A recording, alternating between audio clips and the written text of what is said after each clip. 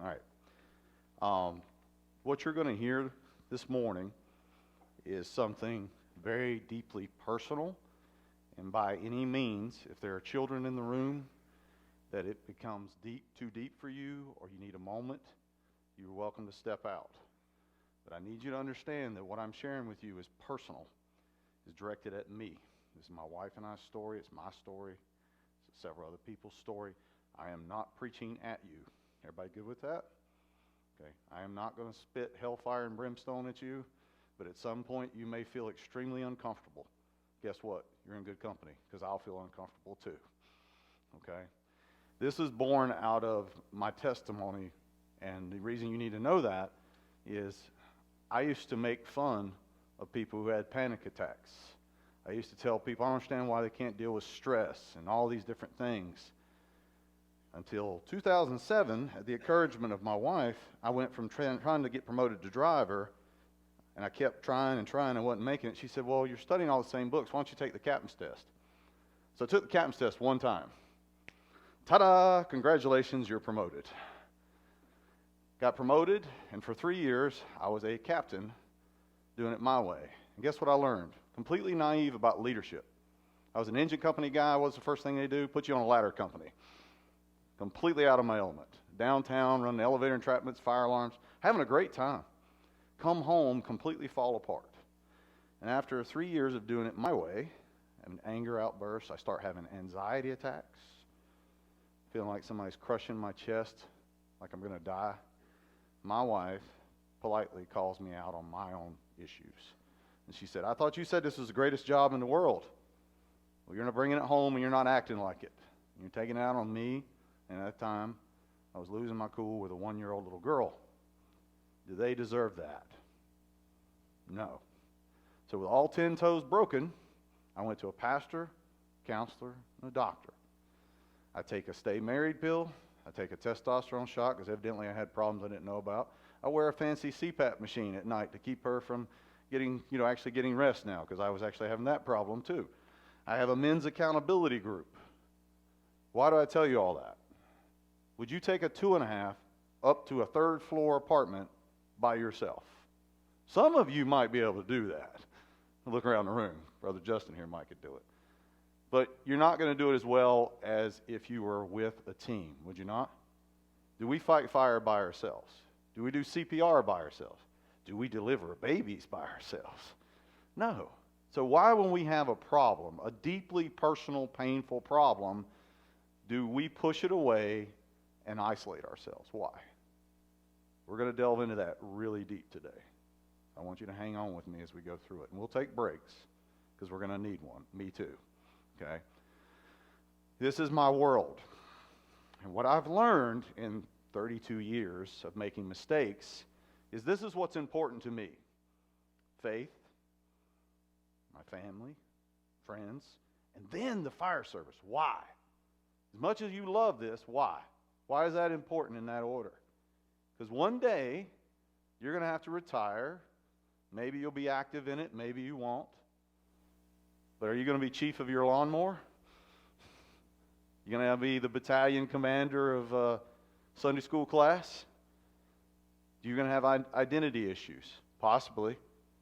But every single one of you in this room is a servant first, because you wouldn't have got into the fire service if you didn't want to help people. Now, we're a little off because we like to go places nobody wants to go, but that passion drives us to do it. And then we need to set our priorities. So we need to have our priorities, our passion, and our purpose. And we're going to focus on that today, because I believe as servants, we get that out of whack. And if I challenge you, I'm pre-apologizing now, but it's meant for a good reason. Here's my synopsis for you to consider. Working fire dispatched. You're at a conference 1,100 miles away. You listen to the little live scanner app. You recognize the address because it's yours. Your spouse and your children are home. It is at night. They're actually having a sleepover with their friends even, to make matters worse. And you're listening to the most condemning, terrible radio traffic in history as it unfolds before your eyes. They're painting the worst picture you can hear. Engine such and such is on scene. I got a single-story ranch house, 40 by 30. Heavy fire and smoke involvement from the second floor. Reports of victim traps. I can hear people screaming from the home. I just gave you a description of my house. As you listen, you hear them say, engine 2 caught the hydrant's dead. You see them in your mind pull a triple fold and botch it. You see them take a 3-piece Halligan to the front door and can't get the door open. You see them make every mistake known to man or woman on this fire ground. You see them push in through a front door with the nozzle closed, not flowing water, and driven out by the heat. And then you see every single one of them back out, and you watch the roof collapse on your home as your wife, your husband, and your children die. And in anger, you're sitting here 1,100 miles away saying what you would have done. And all of a sudden, God gives you a glimpse of every face on that fire scene. You see the pump operator, you see the incident commander, you see the nozzleman, you see the person who just tried to search and got driven out by the heat. And every face is the same. It's your face. You failed to rescue your family. Did you expect that?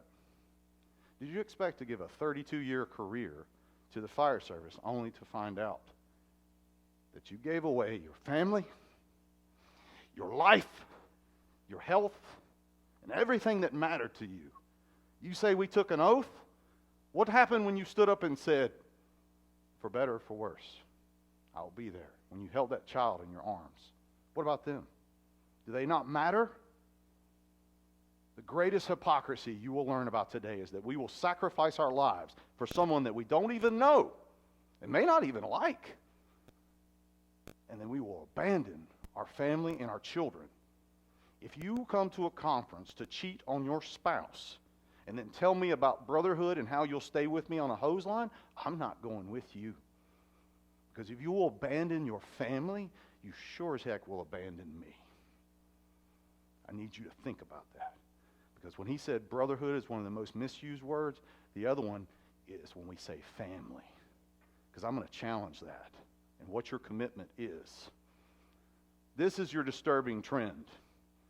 We all sacrifice so much for this job. Do you realize that? Let's just talk about how many hours you've sacrificed as a department to make this happen. How many hours away from your family did you spend? How much money? How much time? How many things did you miss with your kids? How much sleep did you miss? How many of y'all get 8 hours of sleep every night? Okay, bet most of you don't, right? Okay, so you pour your lives into something. What do you want out of it? What do you expect out of it? Do you expect a certificate? Do you expect an award? Do you expect to be on some wall somewhere? Is that going to matter to your kid or kids or your spouse? What matters to them? Your presence, your purpose, your passion, what you promised you would do with them. We save others and we fail to save ourselves. Is that a problem? It's a huge problem. And it's finally starting to gain momentum, just like you talked about this event. It's gaining momentum. We're starting to realize, hey, we're terrible at helping each other. We're terrible at going to get marital counseling. We're terrible at doing all the things we should do because we do all of this. We work an entire career only to end up alone. I'm going to share something deeply personal with you. My father's in the hospital right now. My father did 44 and a half years for AT&T. You know what he got for his retirement gift? Parkinson's, deep brain surgery, stroke, second divorce. Guess what he did to the fire service? He gave him 50 years of his life. He changed the county that he worked in. 50 years, traveled all around, was friends with Alan Brunacini, Dennis Rubin, Jim Maston, all these well-known speakers. Guess how many people come and visit him? Zero. Zero come to his door. Is that how you want to be remembered? I challenge you, if you really mean what you say about making this about family, it needs to be about your personal family and your fire department family, and you need to know that one day you're going to have to hang up the hat. But you never hang up the hat as mom, dad, husband, wife, son, sister, grandfather. Man, those are God-given gifts. And you don't want to have those demoted or thrown away. Because we give away all this. We have stress. We have problems. Anybody besides me had problems? Okay, I'm chief of sinners. I'm just going to tell you that right up front, as Paul says, okay? Any of y'all had financial stress? Any of y'all had bad thoughts like I had? Yeah, congratulations, you're human. Okay? Everybody thinks we have a cape, right? Because we run into burning buildings and do all these amazing things. Does that not mean we still experience human emotion? Does that not mean we're still going to have bad things and bad days? See my buddies here at a training fire. This is my department. Every picture up here is one of mine or from my department. So many problems you will face in the fire service, right? So how well are we trained at handling problems? Could you go to a 3-alarm fire right now and handle it? Baby delivered, handle it, right? You know, we go to active shooter, hazmat, high angle, you name it. We're the masters of everything. We're 1,000 miles wide and this deep in every skill set. You know, the 2 areas I'm most passionate about are the 2 areas the fire service focuses on the least: thermal imaging and behavioral health. Neither one of them get any attention. You know what both of those have in common? They allow you to see a problem that you wouldn't see with your God-given eyesight if you didn't use them. I'm hoping today that we will look into your soul and see something that you need to see. And you need to take a long, hard look at and say, what do I need to do? What responsibility and accountability measures do I need to take to step up to make better decisions for my family, for me, for my wife, for my husband, for my kids, for my grandkids, right? Because if you can face that, why is it we can't face down the other stuff? Anybody want to guess? So let's look at the things you face. This is Station 2 back in the 1990s. That's when my fire department was burning everything. Of course, I got hired right at the end of the 1990s when it was stopping. So I believe my wife has God on speed dial. When I go to work, she goes, God, don't let anything burn today. And nothing burns, and then I go home and the whole world burns. Does that work for y'all? Okay. So here's your behavioral health components. We got to have a good mind. Y'all are big on working out, right? Physical fitness is a big deal, whether you're a runner or CrossFit or some of the stuff some of you guys do in the Uncommon Men's group, which is beyond me. I do my stuff, but my gosh, some of the stuff y'all do, I was like, I'd have died there, right? But I try. I always say to my young guys, I'll do everything you do, and then I'll go die in the shower where you can't see me, right? How about our emotional health? Why is that important? How many of you work on your emotional health? You ever heard of an emotional intelligence? How connected are you to people? You size up a building. Can you read this room? I can look at 4 or 5 of you right now and know what's going on inside of you. That is not from skills. That's a gift from God. And you know who has a better gift than that? This lady right here. She can tell me right now, gift of discernment. She go, I wouldn't do that if I were you. In 20 years of being together, I hadn't listened to her 3 times. Guess how those 3 times went? They didn't go well. So the good Lord put us together for a reason. And that last component, whether you're a man of faith or a woman of faith like me, you need to have something to believe in. I believe in the good Lord through Jesus Christ. If you don't believe, I challenge you, you need to believe in something. Because when the world takes away everything from you, where is your hope? What will you hold on to? You know what the word hope stands for? It's an acronym. Do we love acronyms? Hold on till the pain ends. You better. Because somebody's counting on you. These are the things we don't do a good job of taking care of. We might be great at working out, but how many of you have been on at least 20 years? Raise your hand. Okay, in that 20 years, I bet you've seen a lot. Have you ever talked to anybody about the stuff you've seen in 20 years besides a firefighter? Have you talked to a counselor, a clinician? Why do you need to go talk to them? Okay, let's look at what the world faces. This is just general population. This is not firefighters. This is America. Okay, if America is this stressed out, how stressed out are you? Okay, do you realize that if you go into Walgreens, CVS, or any drugstore today, the 2 most commonly prescribed medications are opiates, and guess what the second one is? Antidepressants. Does that surprise you? You know, 20-something% of Americans may take an antidepressant, legally or illegally. Okay? Look at the numbers. 1 in 25 adults experience a serious mental illness per year. In 2016, you You know how much money was lost by employers for employees who didn't show up to work due to behavioral health incidents? $90 billion. So you fire chiefs and purchasing agents and HR and workers' comp people, I hit people in 3 areas. I hit them in the head, the heart, and the wallet. Pay attention to that, because everybody who employs a good behavioral health program, guess what improves? Morale, lack of sick time abuse, divorce rates go down, fire department performance improves, because guess what? They realize you care, and you mean it. Whether you care because of cost or because of compassion, at least you care, right? And I want you to look at this man kneeling down, taking a break. Looks like he's praying, but he's taking a break because he worked hard. But how many of you have kneeled down in private because you just couldn't take it anymore? I have. Sometimes several times a month, sometimes several times a week. That's the general population. If the world of America, who has everything we want, financially, we can push a button, Amazon Prime shows up at our house, 4 times a week? You know, we can get anything we want when we want it, right? If we can do all that, and we're the most depressed society in history, do you know that? And we have more than anyone else in the world. There are people who live in dirt floors and thatch roofs that are happier than we are, and I've seen them. I've seen maximum security inmates happier than we are.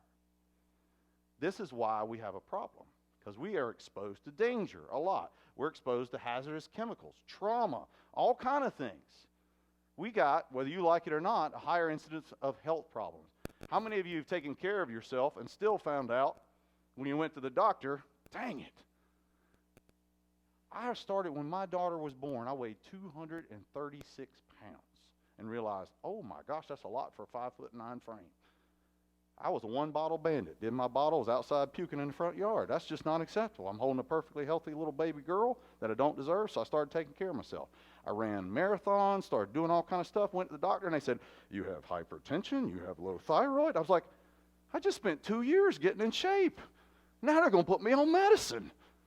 Welcome to being old. So you can still have health problems, can you not? Do you realize that your gear, after a long time, can cause cardiac issues?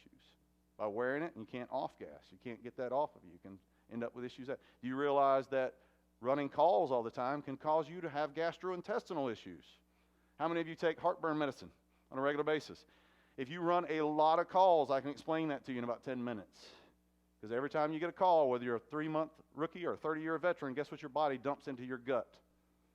Adrenaline. And adrenaline causes what to stop working? All digestive processes go halt. And when the adrenaline wears off, guess what goes back into overtime mode? All digestive processes. So you've been around that one firefighter, dear God, that guy stinks. There's a reason why they're taking heartburn medicine. There's a reason they don't feel good. Because if you're at a busy house and you run a lot of calls, you're probably going to have an upset stomach on a case or two. Did you realize that was job related? Now you can explain that to your spouse, right? How about documented evidence of our problems? And some of these statistics are old, some are new. Some of you may be aware of this. How many of you have dealt with lack of sleep? How many of you have had a sleep study? This guy has. So what was it, 5 years ago when you revealed to me you weren't sleeping because of me? Somewhere in there? She goes, now don't be mad. I recorded you snoring. I was like, what? She's like, don't be mad. We had a dog at the time that could sleep through a hurricane in the bed, would not move for anything. So she's recording. All you see is the dog at the foot of the bed. And you see the bed shaking. It's me choking, breathing supposedly. And all of a sudden I stop breathing, and the dog raises up. I said, how long have you been dealing with this? She said, over a year. So over a year, she was losing sleep because of me. So guess what this bald guy did? I went to a sleep doctor and realized, I was stopping breathing several times an hour, and my SpO2 was 88%. Is that bad? Yeah, so now I look like Darth Vader when I go to bed, right? So I have the CPAP machine. So I wear my mask in training and at night.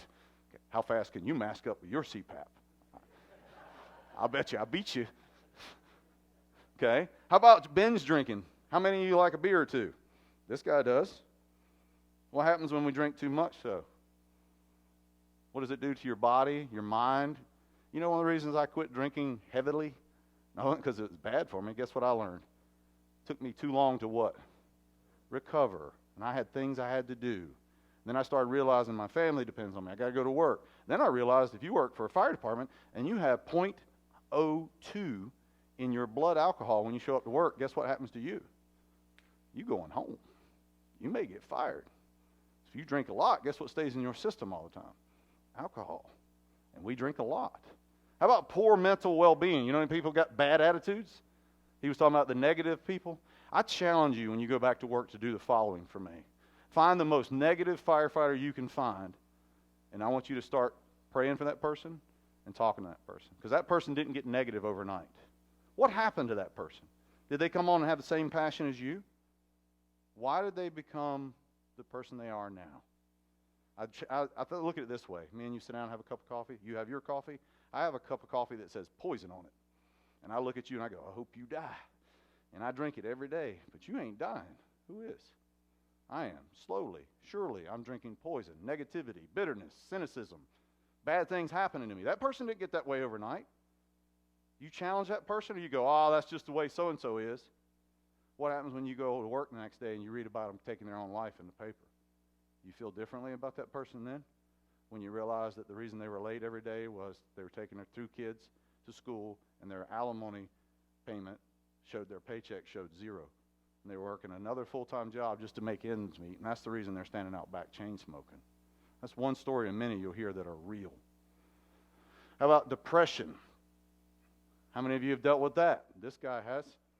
I'm going to throw myself under the bus, this whole thing, for a reason.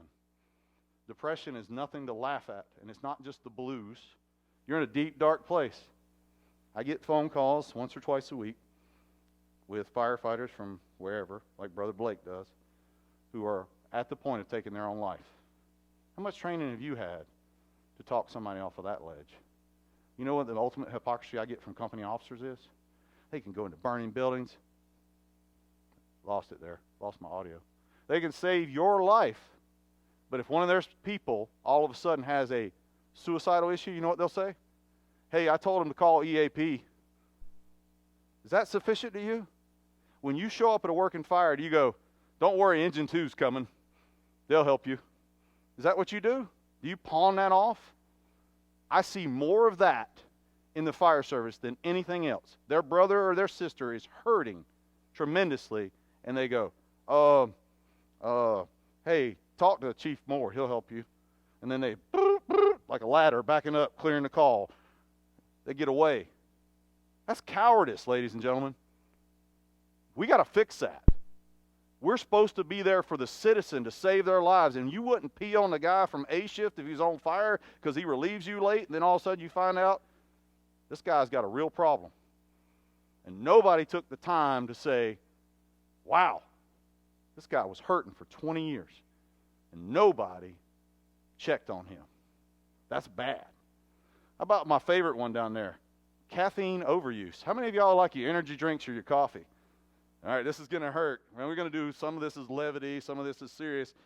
If you drink more than 40 ounces of a caffeinated beverage every day, guess what you are considered? A caffeine addict. And if you're drinking energy drinks, it goes up because energy drinks are concentrated. You Bang and Monster Energy users, you. Now, I like 3 shots of espresso and 16 ounces of black coffee on top, just me, because I want to have my heart attack quick. Yeah. You ever heard of Thai coffee, Vietnamese coffee? 3 shots espresso, straight black on top with sweetened condensed milk across the top to kill the bitterness. Formerly known as a red eye on steroids. Drink one of those, you'll quit drinking Monsters, trust me. How about this one? Poor social bonding. How have you ever been somewhere and said, man, I just don't want to hang out with them? Or your spouse says, hey, we got to go to Target or Walmart. And you're like, ugh. And you go into Walmart or Target and you're like this. Oh, these people are crazy. Where are the exits? Where are the fire doors? That guy right there is a pedophile. That guy right there is looking at my wife. We're all looking around. We're sizing up. Are you having fun in Walmart? I'm not. My wife used to love Walmart. Right? So we face all this. This is documented data, ladies and gentlemen. And how does that affect you when you go home? How does that change your behavior? Are you able to turn that off when you go to the house? All right, let's break down these topics for you one at a time. Anxiety and depression. What does that mean? Does anybody know what the definition of anxiety means in the root word from the Greek? To strangle or to choke. Listen, if you've never faced anxiety, I want you to take a moment before the next time you talk to somebody who's struggling with it. Because here's what I learned about anxiety. I never had a problem when I was at work. When I'm sitting at home where I'm comfortable, no one's threatening me, no pressure, I'm sitting at my own dining room kitchen table. I call it the kitchen table. My daughter fusses at me, Daddy, it's not in the kitchen. Why do you say it's at the kitchen table? It's right next to the kitchen. I'm sitting at a kitchen table, and it feels like you put an elephant on my back, and he slowly wraps his trunk around me and squeezes me where I can't breathe, and I felt like I was going to die. I never hyperventilated. I never had what you saw as a panic attack, but I genuinely felt like I was going to die, and there was nothing I could do about it to stop it or prevent it. It would just randomly come. We would be driving to church, and boom, hit me. No reason. I speak in front of thousands of people. Never had a problem. Sitting at my own dining room table, and I'm a complete mess. Now let's talk about anxiety. Because if you've had that, you understand. You know what the difference between sympathy and empathy is? Sympathy is, oh, I feel bad for you. Empathy is, I know how you feel, and I've been where you are. And you look at that person completely different. Why? Because you've carried that burden. How many doors you forced, how many hose lines you pulled. When you go to help a firefighter, you understand that burden, that weight. Now you understand the weight of carrying something that no one can control without help. Okay? Stress itself, like him going through that window to do VES, is not the problem. We actually, we look forward to stress. We're weird. Yes, stress me, challenge me, put me in the box of frustrations and tie me up in wires. Yes, we're weird. But then when we say, oh, your dad's in the hospital. My mother-in-law just did something really inappropriate to our daughter, made a bad remark. My job sends me stuff they shouldn't send me and completely disrespects me and makes me feel like I'm not worth anything after 25 years of giving my life. That's stress, is it not? And then you look at your finances, you look at all the other stuff, and come home and something's broken, and oh, by the way, we need new tires too. Just all adds up. Guess what that's called? Cumulative stress. How many of you have children? Okay, how many of you are familiar with the dreaded word Legos? Okay, how many of you have ever stepped on a Lego barefoot? There was a comedian who said that there's giving childbirth and then there's stepping on a Lego. They're very similar. You know what Legos are to me? They're little tiny problems, and I'm going to break this down for you. How many of you have been on 10 years or less? Raise your hand. Okay, I'm going to break this down for you. 10-year career. Year one, you have a great time, you're on probation, and you run into a couple little issues. You get a new apartment, new house, getting the family transitioned. You got some stress. That's one Lego. What do? We put it in our pocket. Do we face it or deal with it? No. We suppress fire and we suppress problems. Shove the Lego in the pocket. Years 2 through 4, we realize we're not making as much money as the job we had before, and now we're working for the fire department, and guess what we got to do? How many of you work a second job? Ooh, because do we all get paid well? No, but we love our job. So we add financial stress. And then what happens when we're working second job? Are we home more or less? And then kids start saying things like, Daddy or Mommy, I miss you. How many recitals, ball games, and things you miss? Does that stress you? So now I got 4 Legos in my pocket. Now year 5 through 7 is studies have shown that firefighters are really at the peak of their game in years 5 through 7, somewhere in there. You are really starting to feel the word comfortable with your job. You're probably the most dangerous you could be because you think you know what you're doing. That's what I thought. That's when she met me, matter of fact. I was dangerous, wasn't I? Yeah. So, you think nobody can kill you. Well, guess what happens in year 5 through 7? You start studying for promotion, you start taking additional classes, you're still working your second job, and God forbid, like in our case, your dad died. And then we go to his funeral. So you have a family member you lose. There's a bunch more Legos in there. And about that time, your spouse and all that go, hey, we got to get some stuff done in the house. We need some things done. We got to borrow money. We got to get this fixed. We got to add that. More stress. Now I got an entire pocket full of Legos, and I'm at year 10, and I am recently promoted. And now, I love church, but I was on a church committee once, And I said, nope, because I looked behind the curtain and saw how the church was run. Nope, I'm out. I don't want nothing to do about this business stuff. You get promoted, what do you see? You see how things are in leadership. Everybody gives you leadership quotes, but does anybody tell you about the other side of leadership? When your best friend, who now works for you, decides to break a severe fire department rule and wants you to cover it up for him or her. Because, we're buddies, and I've always been there for you, and why are you doing this to me? And, I was only 2 hours late to work. That's not a big deal. My fire department, 31 minutes, you're AWOL. That's a Class A offense. It's 24 hours without pay. What do you got to do? When your best friend pushes you to a place to choose between you getting time off, affecting your family, or him getting time off. Now you got 2 full pockets of cumulative stress. And all those bad calls you've seen, ladies and gentlemen, all of a sudden you have one of those similar calls again. And you go do CPR on a 2-year-old. And you happen to have a 2-year-old at home. How do you think that affects you now? Why is that different than when you did CPR before and you didn't have a 2-year-old? What do you now have? Empathy. What happens when you look at the 2-year-old and you see your 2-year-old? Why do you go home upset? Why do you wake up shaken? Now you know. People tell you you can turn this job off. That's complete horse crap. You cannot separate yourself from trauma. That's like rinsing your hands in poison all day long and expecting not to be affected by it. Okay? We don't recover well. Blake's a big workout guy, and he'll tell you the same. If you don't rest as hard as you work, will your muscles recover? Well, if you don't recover emotionally and get rest, do you think you're going to be ready for the next bad call? So we get the dreaded word chronic stress. You know the difference between acute and chronic? Chronic is constant. Guess what the military is used to? A year, 18 months of terrible incidents. And then they go home and they have a lot to deal with. Guess what you get? 25 to 30 years of chronic stress. Is your body built for that? No. So what do you need? You need a system in place.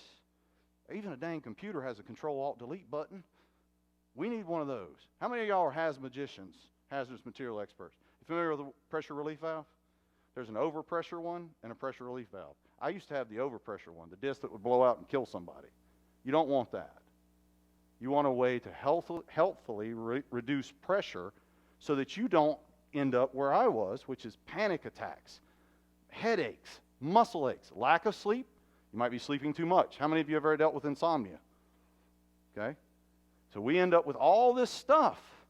Weight gain. Anybody else besides me dealt with the good old weight gain monster? I can look at a cheeseburger and feel my neck get fatter.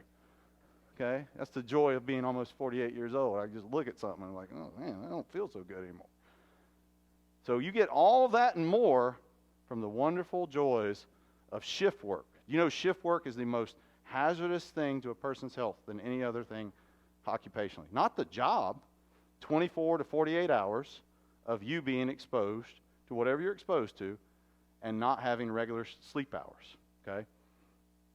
So I want you to read that number right there. It's estimated that 25 to 30% of all firefighters experience anxiety and depression. Remember what he said, be the 5%? I want you to think about your fire department right now. No, just break it down even more intimately. Think about your fire station, your crew, and say, one of those members, maybe 2, is experiencing what right now? Anxiety or depression. How well are you trained at helping your firefighters get help when they need it? Or are you just going to say, that's tough. Did I do anything for him? No. You know what a firefighter wants? It's you and another firefighter to sit down, shut up, listen, and lift up, and then do like you do if you're a good EMT, because I'm not a paramedic. I walk them to a higher care. Does that make sense? But you got to know what a higher level of care is, and you got to know where to send them. And I want you to understand that depression is not just you having a bad day. Everybody has bad days. But if you have 2 consistent weeks or more of, I just feel like the world has ended, all this stuff is bad, they always got a bad attitude, you're talking to somebody who's probably clinically depressed. And I want you to hear me when I say this. It is not a death sentence. You can come out of that hole. Just like some of you who've been on a long time have probably had a bad year in your fire service career. Does that mean your entire fire service career was bad? I got 25 years. 23 of them have been amazing. 2 of them absolutely sucked. That doesn't mean the other 23 weren't awesome. You can come out of that hole. So how do you recognize this stuff? Remember you were taught, and how many of you are company officers? Raise your hand. All right? How were you taught to size up a house fire? Okay? You were taught to look for certain things. Time of day, cold was wealth, Wallace was hot, whatever you like to use, been at, going, can. We love acronyms, right? How about this? Do you know what to look for when one of your people that you respect and look up to is now all of a sudden severely losing weight? They're either sleeping too much, not sleeping enough. Here's my personal favorite, hypervigilance. They get angry real easy. And I'm not talking about little angry. I'm talking about they are in there cooking lunch or dinner for the firehouse, and they open the cabinet, and the mountain of Tupperware things fall on them, and you come in there, and they're taking a Halligan bar, and they're destroying the kitchen cabinets. That's not just B shift. That's an anger problem, okay? So all of that, and then I want you to notice this point number 6 there, indecisiveness or decreased ability to concentrate. You know where I've seen indecisiveness most? Is your firefighters who run calls, never have a trouble in the world, and you go to the scene with them, you're like, hey, you take the jump line, we're going to do extrication, get a protection line in place, you take the bag, we'll go over and assess the patient. And the one guy or gal who was always dialed in suddenly just freezes, and they just can't function. You ever seen that? You will. You know where else you'll see this? How many of you, like Justin here, do intimate SCBA training? You know what I see with firefighters in 15 to 20 year range who are never had a problem with SCBAs? Claustrophobia. They'll go in and do their annual SCBA training, never had a problem, but they'll have a year of really bad stuff happening to them. They'll go do their SCBA training. Maybe they got to do the RIT drills. They got to do the 5 different connections, crawl through the maze, whatever. And all of a sudden, about 5 minutes in, they rip their face piece off. Why? You think it's the SCBA? Or it's the year of chronic stress, and now when you put that mask on, guess what they feel? Trapped. I'm telling you all this because I see this, and I'm taking the clinical and I'm putting it in your world so you know what culturally relevant firefighter depression is. And here's your issues. You go to work and you see this. Bad stuff, and then you add up work stress, family stress, health issues, lack of sleep, financial stress, and then you're having trouble in your marriage. Guess who has the highest divorce rate next to the military? We do. We're overachievers at everything. Alcoholism, depression, PTSD, marital issues, and suicide. We're overachievers at all the wrong stuff. All right, how many of you are married? Raise your hands. I'm going to give you some advice that has helped our marriage tremendously. If you have a bad shift and you do not tell your spouse and you come home and you're an absolute butthole to your spouse, whose fault is that? Yours. What should you have told your spouse before you came home? How many of you have a decent drive between work and home? I have 47 miles. You know what I do in that 47 miles? First, I text her, I'm on my way home. I love you. If it's a bad night, I'll say, I'm on my way home. Had a rough day. I love you. Guess what she does for me? Treats me completely different when I walk in the door. You know, when she worked in the hospital and did surgical cases and had patients die, she would text me. I had one die on the table. Guess what I did for her when she came in the door? Gave her the same grace she gave me. You don't just size up the fire ground. You size up your guys and gals, and you better communicate with your spouse. Who's coming in the door? Happy, healthy husband, dad? Or pissed off psychopath mama? Right? It makes a difference because they need to know who's coming through the door. What if you had the absolute worst day from work and you're coming home and your kid has a ball game first thing that morning, you've got 2 other things you've got to do, and your spouse is leaving to go to work? Are you planning for that? Because this is the stuff you face, cumulative and chronic all together. We are a psychological nightmare, okay? It is. Check out Paul Combs, greatest fire service educator in the world. You know why? Because he can teach us with a cartoon more than I can teach you in 3 hours. Firefighter walking around, grenade, ticking. Man, you're a rock. Nothing ever bothers you. You ever met that person? What is that person waiting to do? You can ask my wife. I do this. I'm calm, and then I explode. I'm like the earthquake you never saw coming. And I had to deal with that. I'm being brutally honest with you. She had a breast cancer scare. We're leaving the hospital from this procedure she had. I'm pulling out, trying to take it easy. And this guy was not happy with me driving slow. So he pulls up beside me, swerves his Oldsmobile at me, shakes his fist at me. So, before I went to counseling, I get to the stoplight, and I say, I'll be right back. Just as calm as that. And she's under anesthesia. She's like, what are you doing? I throw it in park. I get out of the car, and I go and pin his goatee to the side of the car door and lecture him, and then walk back to the car. You know what she's screaming the whole time? This is Gastonia. They'll shoot you. I was having road rage incidents prior to that. Every time we went to Gastonia, something would push me over the edge. You know what I realized? I had an anger problem. And guess when the anger came out? In the car. That was my trigger. Boom. What happens when you blow up on Facebook and you're representing your job and you say something you shouldn't say? You know what that does in my job? You are now fired. They don't give you a 30-day window, or you don't get to say you're sorry. What happens when you blow up on the road and get out and beat the crap out of somebody wearing a uniform from your department? What happens when you blow up at your school event for your kid when the coach does something stupid? You know, it was stupid, but you shouldn't be punching the coach's lights out, right? What happens when all that comes to a head and you finally snap? Are they going to give you a pass, a forgiveness card? No. You know what the first thing they're going to say when they put your face on the news? Firefighter X. You're never off duty, are you? If you're a teacher, a law enforcement, you're never off duty, and you're always looked upon as a person in uniform. How many of you wear department T-shirts when you're off duty that says something on it that you're a firefighter? Let me tell you something. If you're having a bad day, it's time to put on a generic T-shirt and take all the stickers off your truck until you go to counseling. Because when you snap with every T-shirt and every sticker on you, they're going to know, hey, that guy was from Live Oak, or that guy was from Charlotte. Yeah, I'm calling so-and-so because you just told on yourself. And then my friend said, my car is completely unmarked. Right? You need to get help. So let's talk about critical incident stress. How many of you have had a bad call? Be honest. Okay, how did you handle that? Tell me. Give me some ideas. What did you do to talk to your guys and gals about a bad call? Help me out. This is your class. Talked around the kitchen table or with each other. Look up the NFF's Life Safety Initiative 13. It has a class, free class called Tailboard Talks. Guess who the Tailboard Talk is designed for? To teach the firefighter or the company officer to do exactly what you just said and assess your crew to see if, hey, are they really okay? And typically right after the call, you won't know. We're kind of in shell shock. That's a great start. What else? Help me out.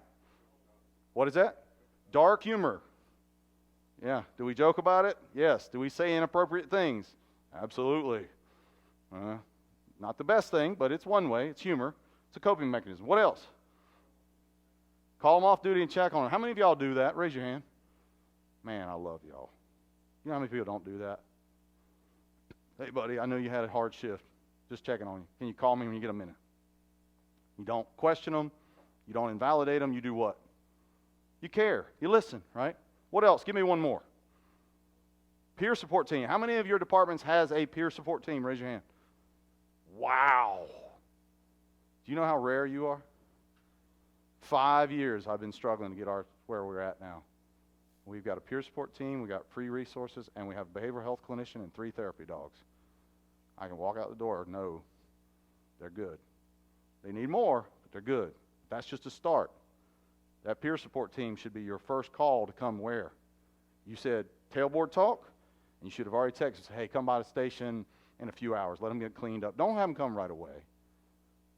Let them cleaned up, check on them, and just simply offer resources. Don't try to do a defusing or debriefing, okay?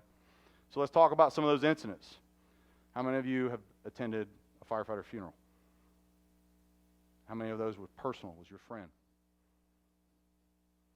They leave a mark on your heart you never get rid of. How many of you been to a mass casualty incident? Multiple people, injured, dead, okay? How many of you been to a murder-suicide? Terrible incident. Officer-involved shooting or death. Infant child death. Family trapped in a burning car. You may say this is personal. I warned you. And my personal favorite, that last bullet point, because you can't cover them all, that one call that hit too close to home. It reminded you of a loved one, set something off in you. How many? You could have all those in a month or two. Do you know that? You could be unfortunate enough to have a firefighter line of duty death and then run all kind of terrible calls in the same month. What kind of shape are your firefighters in after experiencing all that? Shell shock, right? You hear this word all the time, PTSD. I want you to challenge that if somebody tells you that. You don't necessarily have PTSD, but you experience something called post-traumatic stress. Does anybody know what that is? Post-traumatic stress is a normal reaction, hear me when I say this, to an abnormal event.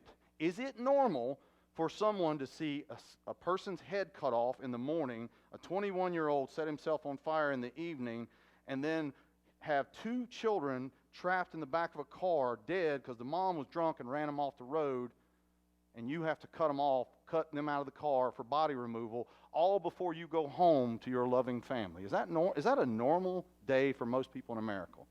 That's your day. What is your coping mechanism? What is your abilities to manage that? How are you going to help your firefighters if they're struggling? These are all questions that are going to lead into other talks today that you're going to learn from the other speakers on how to take action, how to make sure you know how to do this. And we're going to point you to resources. I'm not just going to sit here and define the problem to you. I'm going to give you tools. And I want you to know that because I want you to be well prepared, because I think we do a terrible job of preparing new people for a 30-year career of the things they're going to face. Nobody told me this when I got hired. You know what they told me? It's part of the job. Get over it. Suck it up. How many times have you heard that? Does that help you any? I told my 13-year-old when she was crying because the dog scratched her, suck it up. Did that help her? No, but she stopped crying for about 30 seconds.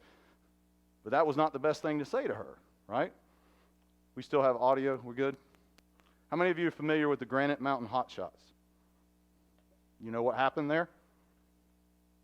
I want you to listen to this man's testimony.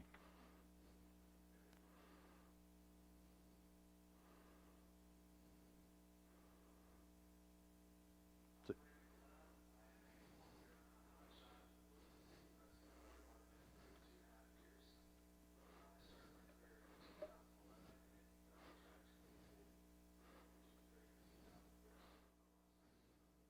19.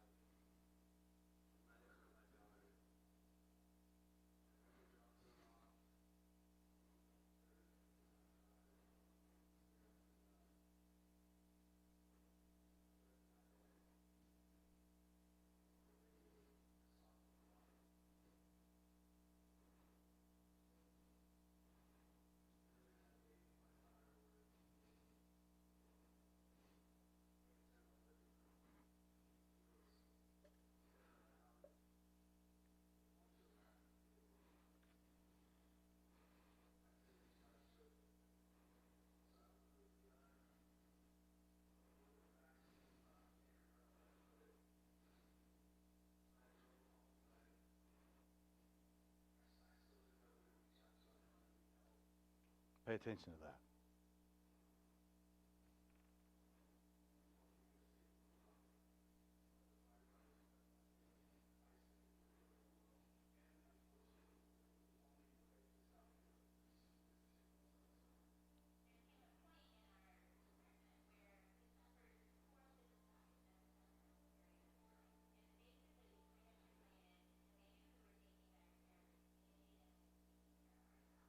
Bingo.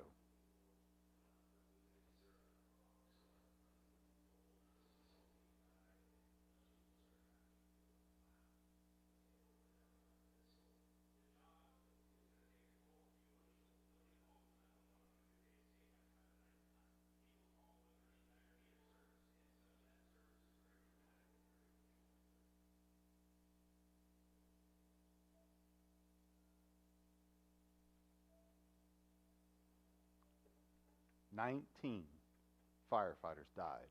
He was the only one that lived. How do you think he felt?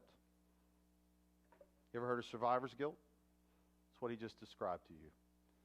He talks about driving down the road and a song coming on the radio. I want you to hear me when I say this, and we're going to take a break. I don't know what that song was, but two things stood out to me. He said, earlier that day, I was dancing in the living room with my daughter. There's a song by Stephen Curtis Chapman called I'll Dance with Cinderella. I need you to look up why he wrote that song. Because he talks about not knowing when the last dance will be. His son drove in the driveway one day, and his 3-year-old little girl who loved her brother was excited to see her brother and ran into the driveway as her brother ran over and killed her. He picked up his daughter and put her in the car.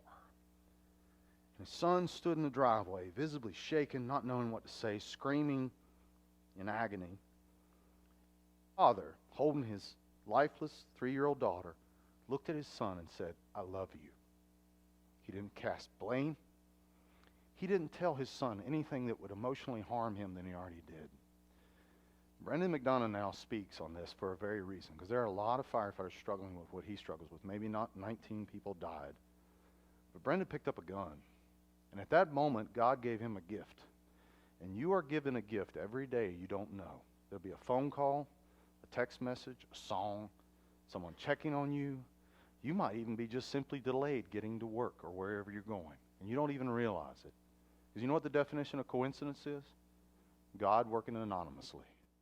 There are hands all around you. Right now, there are people praying for you that you don't even know are praying for you. There are people thinking about you. So if you're in a place where you think no one cares, that is smoke from hell itself, and the devil is trying to isolate you. Because if I isolate you and you listen to the darkness, you'll stay in the darkness. We show up and give people hope in their worst moments. Your challenge is to realize you need to do the same for each other. So take 10 minutes, and we'll come back, and we'll start again. Okay? Here's the difference between clinical and compassion. You'll hear a lot of statistics in the fire service. You'll hear a lot of people teach you forceful entry, hose lines. I teach TIC stuff. They'll give you specs, right? Data. But it's got to matter. You want to connect something? This is the longest journey, 14 inches from here to here, okay? Make the data connect to here. If you want to matter, when you share your passion, it has to connect to the heart, okay? If I talk about resolution in a camera, I talk about the ability to see a small child's hand. That matters, okay? We talk about things that matter, and that's why I'm trying to be openly, utterly, brutally honest with you about stuff that sometimes I don't even share with my own friends, because this stuff has to matter to you. And I was telling Don earlier, the only way I believe that you will be vulnerable with me is if I'm vulnerable with you. And there's two types of courage, I believe. There's the courage to do the unthinkable when no one else will move. And then there's the courage to be able to share with someone something deeply personal, knowing that that person could probably turn around and hurt you with that data, that information. But I'm at the point in my life, I don't care if they turn around and hurt me, because I'm more concerned about who I help than who hurts me. Okay? It still sucks, but, you know, how'd you think I lost my hair? From caring. Man, my man! we're on the same road. So, for the record, I had hair till we got married. So, and she pointed out my bald spot. I shaved it off, and I said, how about this bald spot? So it's been that way. And by the way, today is the anniversary of my wife and I's first date. 20 years ago, she met me for coffee and said, I don't even like this guy's photo. I don't know why I'm going to meet him. And 20 years ago, she met me for coffee, and I delayed her on her trip, and we've been married 18 years. So nothing happens by accident. So let's talk about where we're at in our journey. A lot of things happen to us as firefighters, as first responders, and spouses in the room, raise your hand. I need you to look up a term, and firefighters, you need to hear this, called secondary trauma. We were just discussing what our kids hear, what the spouse hears. If you're going to share something deeply personal with your spouse, I would caution you open up about certain things with your children. Their spouse may be prepared for it. But my daughter said, Daddy, why do you talk to a counselor? Why don't you talk to Mommy? I said, honey, we go on the front porch. You see me talk to Mommy. Do you see how Mommy reacts? Yeah, she gets mad and she wants to go kick their butt. I'm like, yeah, that's Mommy. Mommy's bought in. She's personally involved in it. What is a counselor not? They don't know who your buddy is, who your boss is. They don't have any bias, and they can remove themselves and look at it analytically. But secondary trauma is something you need to be aware of. So our daughter started having some issues when she went to her first public school. She had private school, she did public school, and now she's homeschooled. Let's just say public school didn't work out very well. And she was having extreme anxiety. When I dropped her off, I could see her heart beating through her little chest. So we took her to a child psychologist, and for 6 weeks they assess your child and don't tell you anything. Now, if you want to talk about stressful, that's stressful. And after 6 weeks, they bring my wife and I in, and they discuss, or she discusses her findings. And this psychologist was wonderful. I can't say enough about her. But she tells us the things that we probably thought we already knew that Emma was struggling with. But guess what else she tells us? She said, did you know your daughter has a terrible fear of you dying in a fire? I said, what are you talking about? She says, you come home from all these events, and you show her these pictures of you going into burning buildings, and she goes to school, and the kids tell her firemen and policemen die every day. She was 7. What was I doing to her? And I didn't even know it. Okay? I'm not perfect dad, not perfect husband. Make horrendous mistakes. But you need to be aware of secondary trauma and how that affects your family. Just like a kid watching the news of something happening terrible overseas can affect them. How many people were affected by that football player showing CPR on the field? That affected people that weren't even there. Never seen it before. That's secondary trauma. We're going to talk about something that we are experts at. You ready? Repressed trauma. Remember the Lego analogy? We suppress fire. We suppress our emotions. We suppress all the problems we deal with, and we push them down. What's the problem with that? What's going to happen over a few years if I just keep shoving that stuff down? Told you what I did. What's going to happen eventually? It's going to leak, blow up. Chief David Rhodes says everybody's got a poison filter.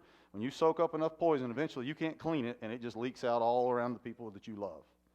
And those are the people who are going to get it first, by the way. It's not going to be your enemy. Not going to be somebody you don't like.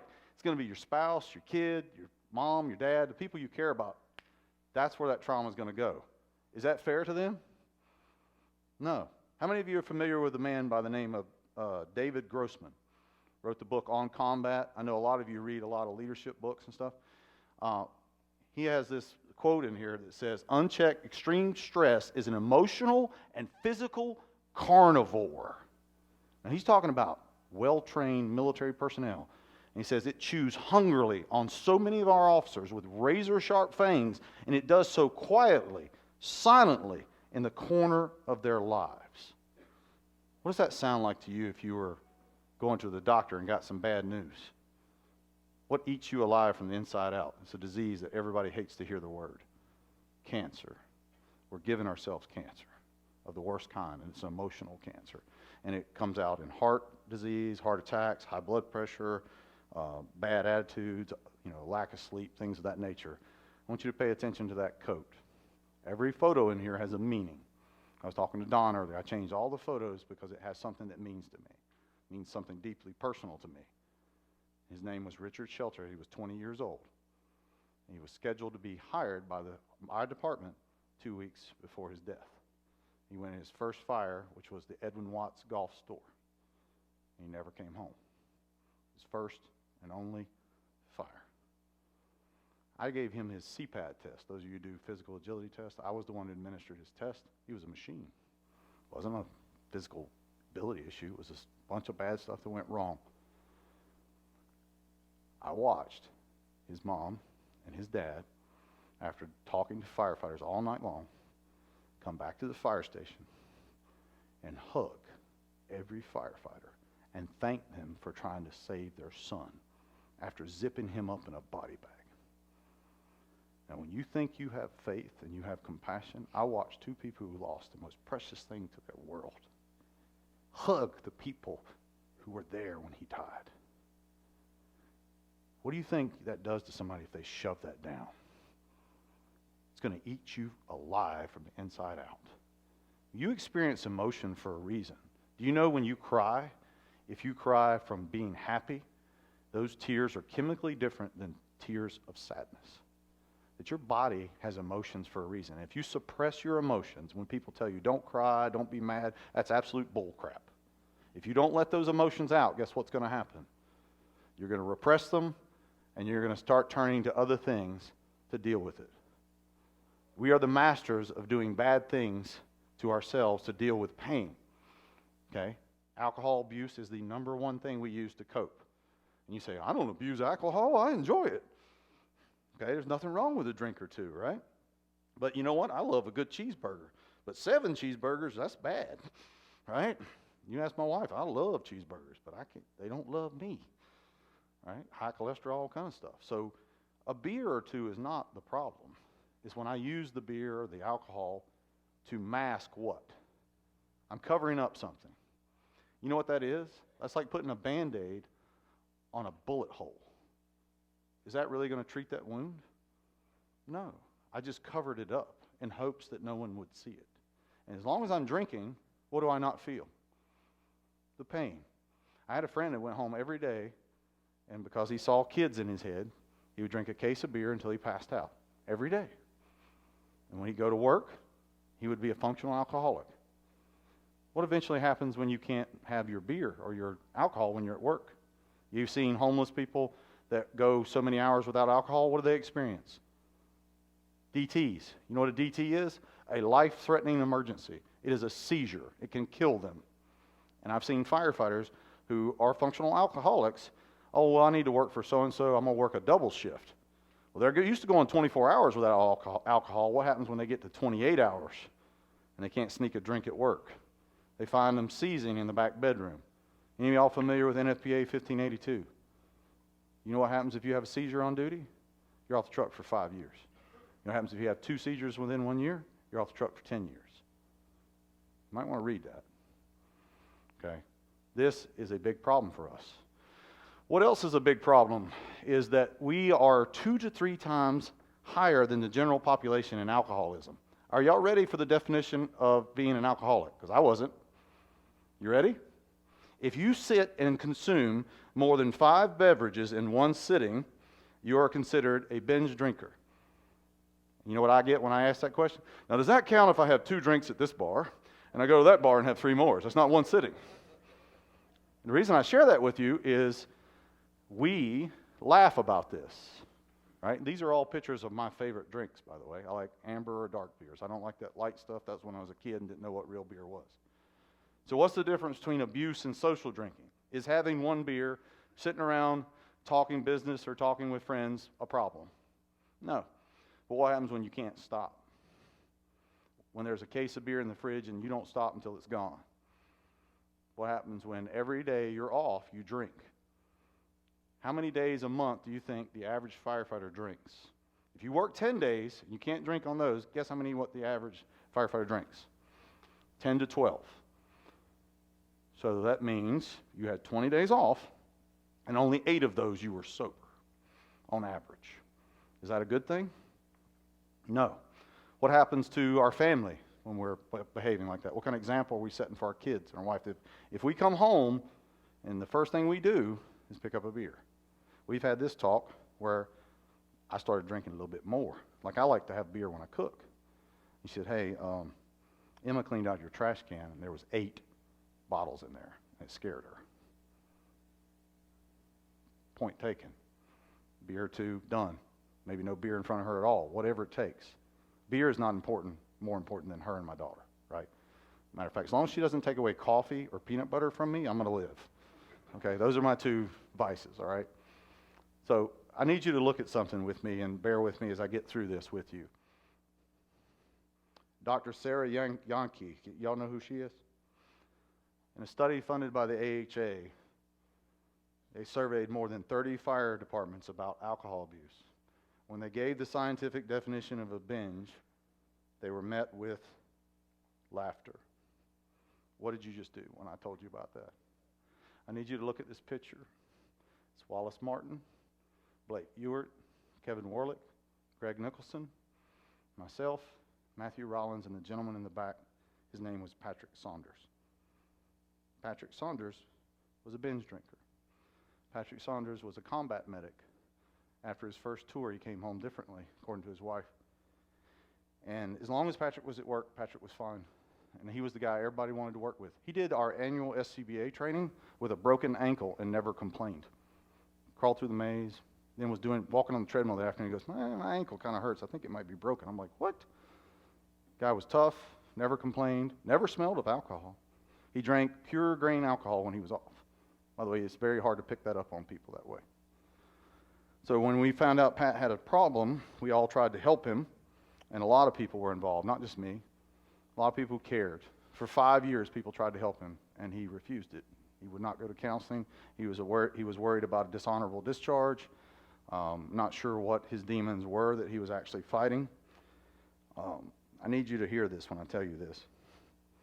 Pat came home from his second deployment, and if you come back from military deployment, you have to get caught up on all your training. So he was getting caught up on his training, and he got hurt. So he was on workers' comp for getting hurt, and then he caught COVID. So he had a double whammy. And he was sitting in the health and safety office telling how upset he was about the whole process, because in North Carolina you get 66 2/3 of your pay on workers' comp, which is not your full pay, okay, even though you got hurt at work. That's how our state works. So he's upset. He calls 3 people that day, and they all said they couldn't talk.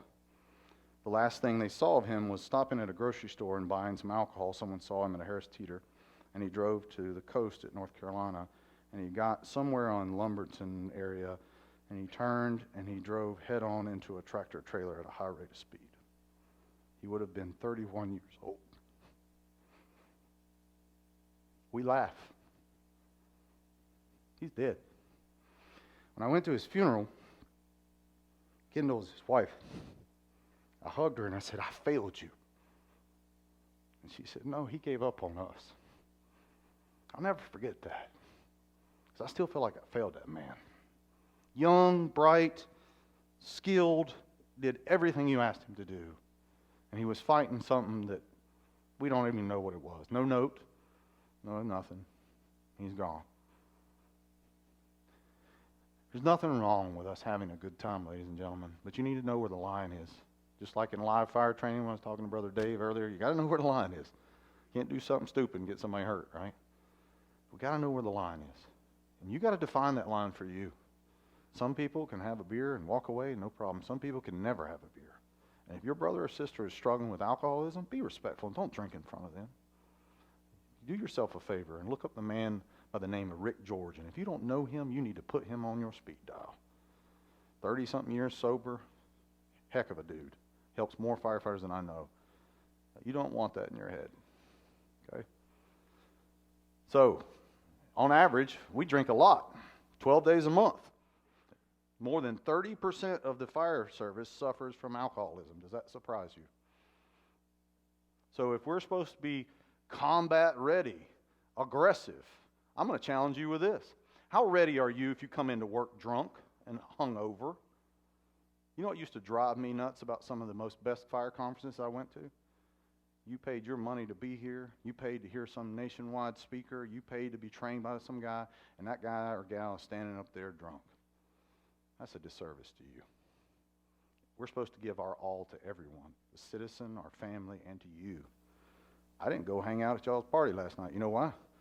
Because this guy went to bed. Because I wanted to come in here fresh, because I was scared if I stayed up too late, I wouldn't give you everything I had. You got to do that. You got to give everything you had, and you can't do that if you're drunk and hungover. Okay? You know why people abuse alcohol? Name some reasons why people abuse alcohol. I'm going to give you some surprising ones. Problems. Pain. How many of you hurt? Am I the only one who has bad joints and had surgeries and gotten hurt? Okay, good. I'm glad. I'm like, man, you all are perfect. I mean, you're perfect people. Anybody had surgery? Anybody been hurt on the job? Okay, all right. That's a good reason we hurt. What other reasons would you drink? Social. You ever made a mistake drinking? Liquid courage. Make you say things you shouldn't. How about to deal with pain, not physical, but, like Don said, emotional problems? What if you can't sleep? Every time you close your eyes, you're having bad nightmares. You know what alcohol does to your REM sleep? It suppresses it. Do you know what happens to alcoholics when they go through sobriety? What they experience? Extreme nightmares. Because for the first time in years, what are their body actually doing? REM sleep and dreams. I need you to hear this. How many of you are close to retirement? No? Okay. A lot of retirees experience night terrors. You know why? Because 20, 30 years of not getting good sleep, and they go home, and after a couple months of sleeping in their own bed and not getting up in the middle of the night, guess what they finally start doing? Really sleeping. And then when they deep sleep, they have nightmares. You don't have PTSD. You just need to go talk to somebody about it and process it so it doesn't keep you awake and hurt your family. Guess what another reason people drink? You want to guess why? I'm going to confess it to you. I was a young little kid with a big head and no athletic ability, got beat up in middle school, and decided I was going to start working out in middle school, top of middle school year, going into high school so I wouldn't get beat up no more. And really got into weight training, got into powerlifting, won a couple competitions, boosted my self-confidence. But in my mind, I'm still this little kid with no confidence, had a terrible fear of public speaking. Do you know that? Mm-hmm. You know where I got over that? Maximum security prison ministry. Standing up in front of 80 of the hardest men in the world and having to share your testimony, that'll fix it. So what if you are suddenly this ordinary person and the world looks up to you and thinks you're something you're not? So I'm just an ordinary guy from Monroe, North Carolina. That's who I am. But the world looks at me differently. You know what I've drank for sometimes? Because of pictures like that. Because they put me on somewhere and give me credit I don't deserve. Because people always go, oh, man, you're this, you're that. I'm like, no, I'm not. I'm a person. I'm a husband and I'm a dad. And I make horrendous mistakes. And I may be able to spit stats at you and do certain skills, but that doesn't make me any better than you. It doesn't. We are all human beings and we're on the same playing field. Whether you're a 20-year vet, a 2-month rookie, a new dad, a senior dad, a grandpa, we all have value. But don't let this world put you on a pedestal so you get so high that you will fall. Because I see that, and it scares me to death to think that people will lift you up here when I'm just a regular guy from Union County who I just want to help people. I don't want the fame, all that stuff. I don't want it. It scares me to death. I don't want to be that guy who beats his chest and talks down to somebody. You ever been talked down to by some of these people? I know y'all don't train that way. I've watched all of y'all. That's why I'm mad I can't stay for the training. I got to go to L.A. County and train them. But y'all lift people up. That's the way it should be done. But that's another reason people drink, to deal with pressure. Okay? So I'm not an alcoholic, am I? If I drink more than 5 days a month, 5 beers at a time, what if I have poor coordination, slurred speech? You've probably seen that kind of in your average drunk sitting on the sidewalk. But let's look at some other things that throw you off. What happens when the guy or gal that you know really, really well stops being social, stops being around your group? They don't come to trainings, they don't come to station gatherings, they're being secretive about things, they're diverting their energy from their family. What happens when you randomly see them dropping their kids off and you smell alcohol? Should that concern you? Let me tell you what we do wrong. In the past, in my experience, the fire department has done this. Hey, Joe had a rough night last night. He's sleeping it off today. Joe's the driver. Joe can't have a rough night. Well, Timmy's driving today. Well, what are we doing? We riding short today because Joe had a rough night? What happens when Joe starts having a lot of rough nights? Does that change how we work? What happens when you come to work not at your best? What did you just do to your team? You just cut their efficiency or put them short, right? So when you start doing that and getting obsessed about your drinking or in denial about it, I'm not judging you, but there is help. You hear me? I don't know if y'all are familiar with a place called the IFF Center of Excellence in Maryland. I have driven people there. I've had people get there. We send 10 or 12 people from certain areas there every year. And we've only had one not comply. The rest of them are all success stories. They turn their life around. And you know, when I have somebody who's drinking and can't stop drinking, I have them call these guys who are on duty, working now, been promoted, and say, hey, I've been there. And they mean it. They've been there. And they help them through that process and say, look, this is not the end. It's going to be tough. But they get them through it. They fight that fire with them. They fight that fight with them. They don't leave them alone. Don't leave them alone, okay? How about this one? This is something most people don't talk about. Substance abuse. And I'm not saying you got people smoking dope, doing meth or crack. You don't see that in firefighters as common as you see the following. You ever heard of Vicodin? Opiates. I need you to Google this when you get a break. How many firefighters are caught each year, paramedics, firefighters, first responders, stealing pain meds? How do you think they ended up in that position? What put them there? What do you think? Did they just randomly get addicted to Vicodin? Why did they start taking it in the first place? Anybody want to guess? Injury. How many of you said you were injured before? What was the first thing your doctor gave you if you had a severe injury? I ruptured my patella tendon. My knee went all the way around here, and I didn't know there's this thing called a patella tendon. You need that to bend your knee, evidently. It's pretty important. My wife carried me to the bathroom for 8 weeks. I said, for better or worse, you meant it. She said, get better, you're heavy. So the first thing the doctor gave me was opiates. And it was a low-dose hydrocodone or something. And they give you a nerve block in surgery. You ever had one of those?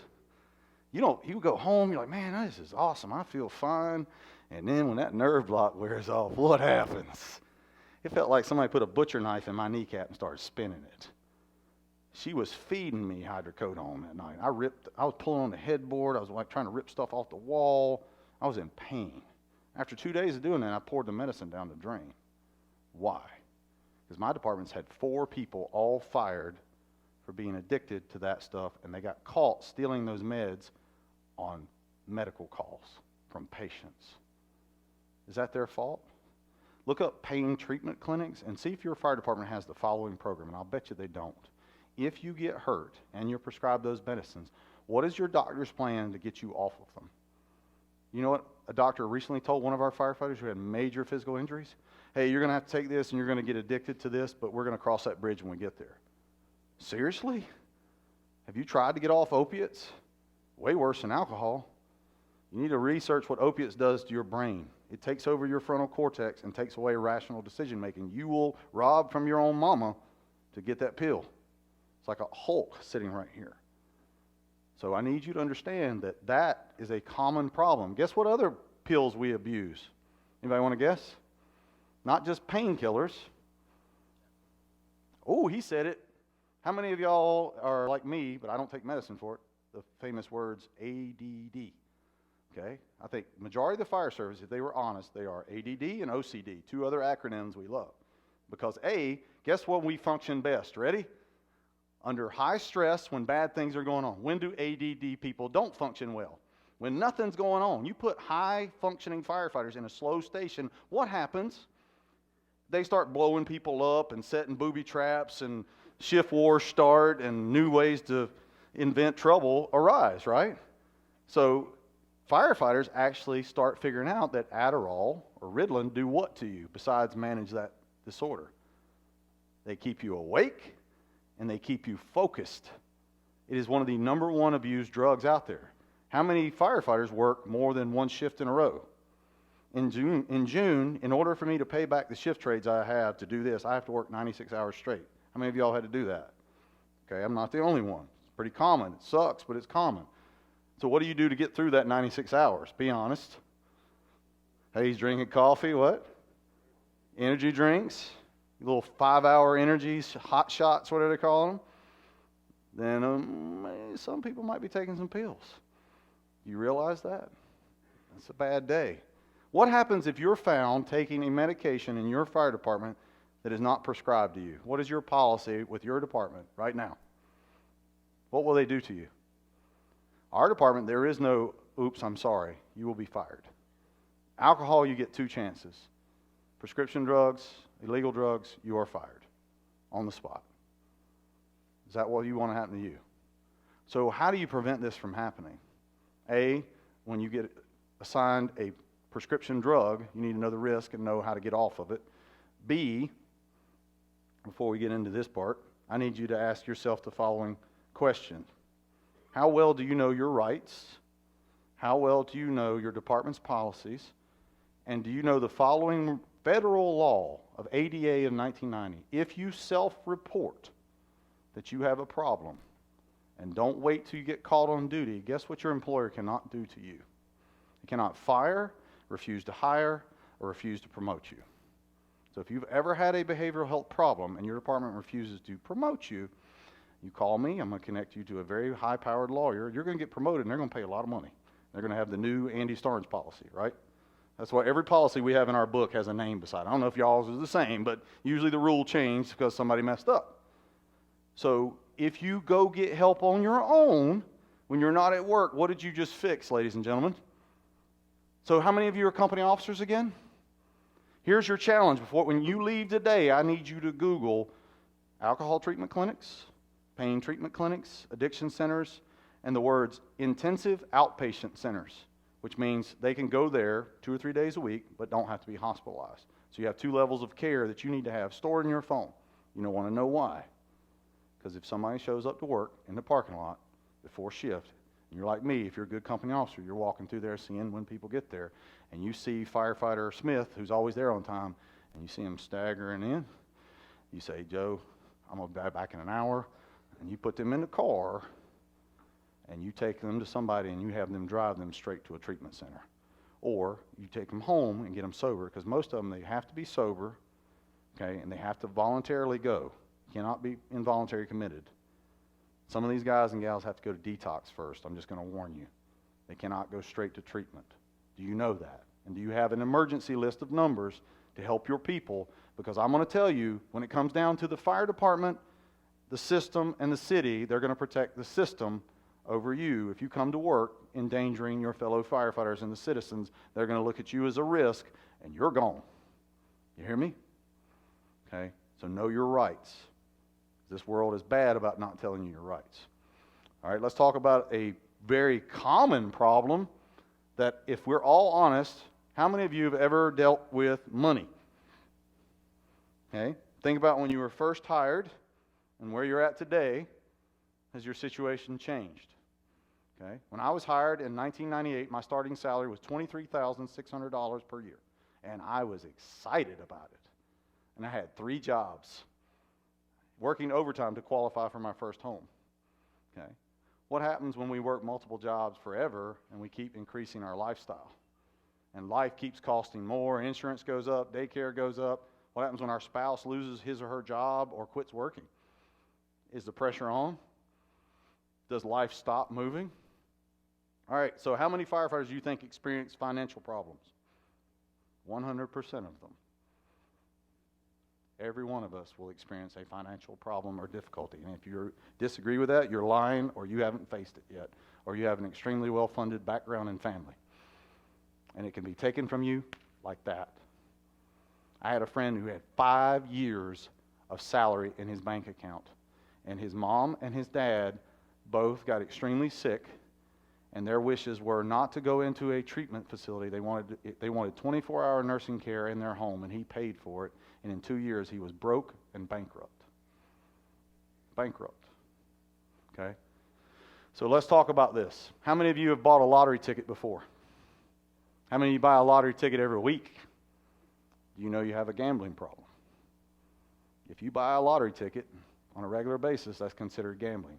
Guess what happens if you buy a lottery ticket at work? You can be fired. Because what are you doing? You're gambling on duty. Just like marijuana, it may be legal in certain states. It ain't legal when you're at work as a firefighter, is it? I need you to look at that. Financial problems often lead to many other problems. You ready for those problems? Anxiety, depression, divorce. Did we not already talk about 2 of those? Is this not all lining up and leading up to what? So let's talk about my own personal stuff. So when my wife and I got together, we had financial problems because we had 2 separate bank accounts, and I managed the money, supposedly. And I was supposed to manage it for 5 years, and then she was going to manage it. And she said, we've been married for 7 years, and you haven't let me manage the money yet. Why don't you let me give it a shot at it? I was like, okay. So I give her everything, bank accounts, checks, everything. First year, she makes me mad. She writes the tithe check first. We got money in the bank account. I'm like, I suck. I must be just the worst money management person in the world. First year, no problems. Year 2 comes along. Water heater blows up. We need tires. The roof's leaking, all this stuff. And she comes to me in tears and says, I get it. I understand why we need to have certain things put away. Okay. What happens if you are planning and doing well, and then you have, honey, Emma was playing with one of them inflatable baseball bats today, and her friend hit her finger and folded it 90 degrees, and she broke a growth plate right here. That was a $10,000 surgery, which happened to coincide with all kind of other things that were going on in life, like I had just bought a van and $150,000 worth of thermal imaging cameras. And then we're building a ninja course in the backyard. We're pouring concrete for basketball goals. We're rolling. Does life stop? For cheerleading competitions, right? Dance. How many of your kids are doing sports? You going to tell them no, they can't have their baseball cleats? Okay. We all work hard, but that adds up, does it not? How many of you have ever sought financial counseling? You need to have a plan. Okay? Because this world is not going to pay you what you deserve. You hear me? You all work harder than anybody else. And when bad things happen, thank God for good friends that people will sometimes donate money and help you. But some people don't do that. Okay? My fire department has 3 different financial resources. We have a relief fund paid for by the state, and firefighters won't ask for it. $14,000 per year that's in a separate account that they can apply for tax-free. We have another fund that if you're taking a loved one back and forth to, say, cancer treatments, they'll give you gas cards to pay for your gas. When my dad had his stroke, I was spending $200 a week going back and forth to Baptist Hospital. That's an unexpected expense, right? And then we have a separate one called the Carolina Brotherhood Ride that rides from North Carolina to South Carolina every year to honor every firefighter and police officer who died. And they turn around and write checks for people like, hey, COVID hit, my wife lost her job, I lost my sideline, and I'm 3 months behind on my mortgage. Is that realistic? Yes. And happens every day in America. And guess who never asks for help? We don't. When do we call Mayday? At the absolute last minute. What are you learning about all this? When do we call for help? We don't call when it's an incipient stage fire. We call when the house is burned down to the foundation and expect our brothers and sisters to come in and clean it up. How many of you have been at work when your kid got hurt? Raise your hand. It always happens when you're out of town, does it not? Ask my wife. Right? When Emma knocked her teeth out, broke her finger. She broke her finger twice, right? One with the car door, and then the inflatable baseball bat that we got for $15 at the Cleveland County Fair. Let's see. And she broke her collarbone jumping on the bed, right? She got my clumsiness. Does that all add up if you're not ready for it? I took Dave Ramsey's class. He said, you need a $1,000 emergency fund starting with. You can't buy tires with $1,000 right now. How much money do we have to have put away in case something bad happens? What is your plan B? I encourage you to seek that out and start building it. Because if you don't, the older you get, the more expensive things get. And guess who shows up and needs stuff now? We're taking care of my dad, and we're taking care of her mom. You think we get that money back? No, but we're doing it because we're the only ones that will show up to help them out of our whole family. Who are you going to end up caring for, and you didn't plan on it? What if you have a special needs child? What if you get injured? If you work second or third jobs, what happens when you go on light duty and you're hurt? What can you not work? Part-time. What happens to that income? Gone. You ever heard of Aflac or Voya? I highly encourage you to get that because they paid me money when I blew my knee out. Paid for my wheelchair, my physical therapy, all kind of stuff. These are things you need to think about because we have family expenses, gambling expenses, and here's my personal favorite. You ready for this? Living beyond our means. All right, average firefighter salary in America is between as low as $30,000 to as much as $100,000. So we're going to say around $70,000. How much is a brand new truck today? How many of you have brand new vehicles? Raise your hand. Ooh, what's a brand new vehicle cost per month if you finance the entire thing? I had a stroke when I started recently looking at those. $1,100, $1,200 a month. That's our mortgage payment on a vehicle that I can't sleep in. Well, I could if I got trouble, but, right? That could get us in trouble, could it not? We buy that brand new truck, we're in good shape, and next minute, calamity hits. Do you plan for that? How easy is it to get rid of that truck? Today, okay. Next week may not be the case. How about unexpected loss of income? How many of you have had a spouse or you lost your part-time income during COVID, for example? I know numerous firefighters who had successful businesses, and when COVID hit, guess what stopped? Those businesses for 2 years. Do you have 2 years of income in the bank? Most people don't, okay? And this is my personal favorite. How many of you have noticed your insurance goes up every year? It is ridiculous. To have personal private insurance, it's between $26,000 and $38,000 per year. So we're going to tell a retiree when they retire, our department does not give you retiree insurance anymore. They're going to retire at $80,000 a year, and they're going to spend $40,000 a year in health care. Does that make sense? You have to plan for this stuff. I've heard Shane say, what's your plan? You better have a plan for this, because it ain't going to get no cheaper. All this, ladies and gentlemen, I have just given you a broad overview of an 8-hour behavioral health program that culminates into one big, gigantic problem. Anyone ever lost someone due to this? I feel your pain. The problem with suicide is that when someone takes their life, despite how painful, dark their moment is, I'm not casting judgment in any way, shape, or form, is their pain continues. It doesn't stop. Their pain may have ended for them, but every person who loved them lives on with that pain. We had a neighbor across the street. Their daughter was 26 years old and was successful at everything, but failed her MCATs exam and didn't get into medical school, and was dealing with depression, but they never told anyone. We were home, and we were getting ready to go to church, and you ever looked outside your window and saw something and went, ooh, that's bad. I looked across the street, and I saw 4 police cars, 1 ambulance, and 1 fire truck. When you see everybody show up, is that a fire? No. They were getting ready for church. They asked their daughter, hey, Betsy, it's time to go. Let's go. She said, I got to take care of something. She ran upstairs, grabbed her brother's pistol, and shot herself in the head. Her funeral was so large, they had to webcast it. They couldn't fit all the people in the church to say goodbye to her. I always said, if you could see your own funeral, you'd change the way you live, good or bad. To see how many people show up to say goodbye to you. Because the funeral's not for the dead. The funeral's for us, for closure. Firefighter suicide is a huge problem. Jeff Dill, Firefighter Behavioral Health Alliance, is the only one I know that is tracking this data. Do you know how many firefighters take their own life each year? More than that die on the fire ground. Anywhere between 50 to 80 firefighters every year, except for during the first year of COVID, it went much higher, take their own lives.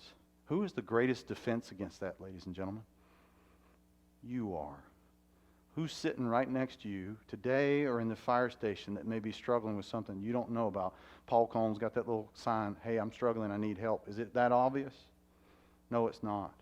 This year alone, we've already lost numerous firefighters. 2 departments I know of have lost 2 within their own department within weeks of each other. Do they need support? Yeah. What is your department's plan if somebody dies inside your department for suicide? Do you have a structured plan on how you're going to notify the family, how you're going to check on your firefighters, what you're going to do after the funeral? All of that needs to be spelled out. This is way worse than a line of duty death because you didn't see it coming. Okay? And I can give you resources on that because I told you about him, because I lived it. I've had 3 people I know take their own lives in the 25 years I've been with my department. And all 3 I was surprised by. No note, no notification. They didn't get a chance to say goodbye. I want you to think about this for me. You wake up one day and just say, that's it, it's over. Or is it a cumulative effect of everything that's been happening to you, and you've tried and tried, and you're in a dark place, and you just finally can't take it anymore? What do you think it is? It's a cumulative. It's a gradual building. They don't just give up overnight. They have been facing demonic, dark circumstances that you and I can't even imagine in some cases unless you've been in their shoes. And the research shows that if someone will show up, just show up and be present, that almost 90-something% of the people who are going to commit suicide will not do it. What do you do when someone calls 911? You show up. Do we always fix the problem? No, but you make a bad situation better by your physical presence. It is a calming effect to know that someone who cares, who is well trained, is there. Can you calm them after this happens? No. You can comfort them, but you can't calm them, and you're not going to. Here's what you need to understand. Suicidal ideation and suicide are two different things. I want you to look at me when I say this to you. Having bad thoughts does not make you a bad person. Everybody good with that? I've had those bad thoughts. I'm still here. You probably had those bad thoughts if you're honest with each other. You probably thought about killing your spouse before. I know she's thought about killing me, right? You know what Ruth Bell Graham, the wife of Billy Graham, the saint, said? You ever considered divorce? She said, no, but I thought about killing him a few times. Because that man was gone a lot. Guess what I'm doing? I'm gone a lot. Thankfully, she's here to keep me straight. We'll have bad thoughts. Does that make us bad people? It's when you act on those thoughts that makes you bad, okay, and hurts people. I need you to remember these two things from Dr. Stephen Joyner's work. Thwarted belongingness and perceived burdensomeness. Fancy words for I don't belong anymore, and the world would be a better place without me. If you see someone with those two problems, they mesh together with a high capability for suicide. And you know what makes their high capability even more? If they are a military, firefighter, police officer, first responder. Because what are you not afraid of? Death. Honestly, you face it every day. You know how I know you face it every day, whether you go to a fire or not? You get off that truck on the interstate. Dang right. You don't know. From everything from cumulative exposure to cancer to might get run over by a tractor trailer to fires to whatever. You don't know. You face it every day like it's no big deal. So if you take those three, I don't belong anymore, the world will be a better place without me, and I'm not scared of death, the majority of those people take a firearm and end their life because they know a firearm's not going to miss unless they mess up. Does that scare you? Because it should. Because who has the higher risk of suicide then? We do. Now, it's not as high as the news likes to promote it. They say it's 6 times higher or whatever. It's high. And I don't think they have the accurate data, but if you've experienced the loss of a loved one do that, then you know the pain it leaves behind. And I need you to look up training on grief support, what to do if there is a suicide in your department, and how to prevent it. And I can point you in the right direction, but you don't want to wait till one happens to realize, oh, we need a peer support program. Oh, that is a reactive stance. Is that how we respond to fires?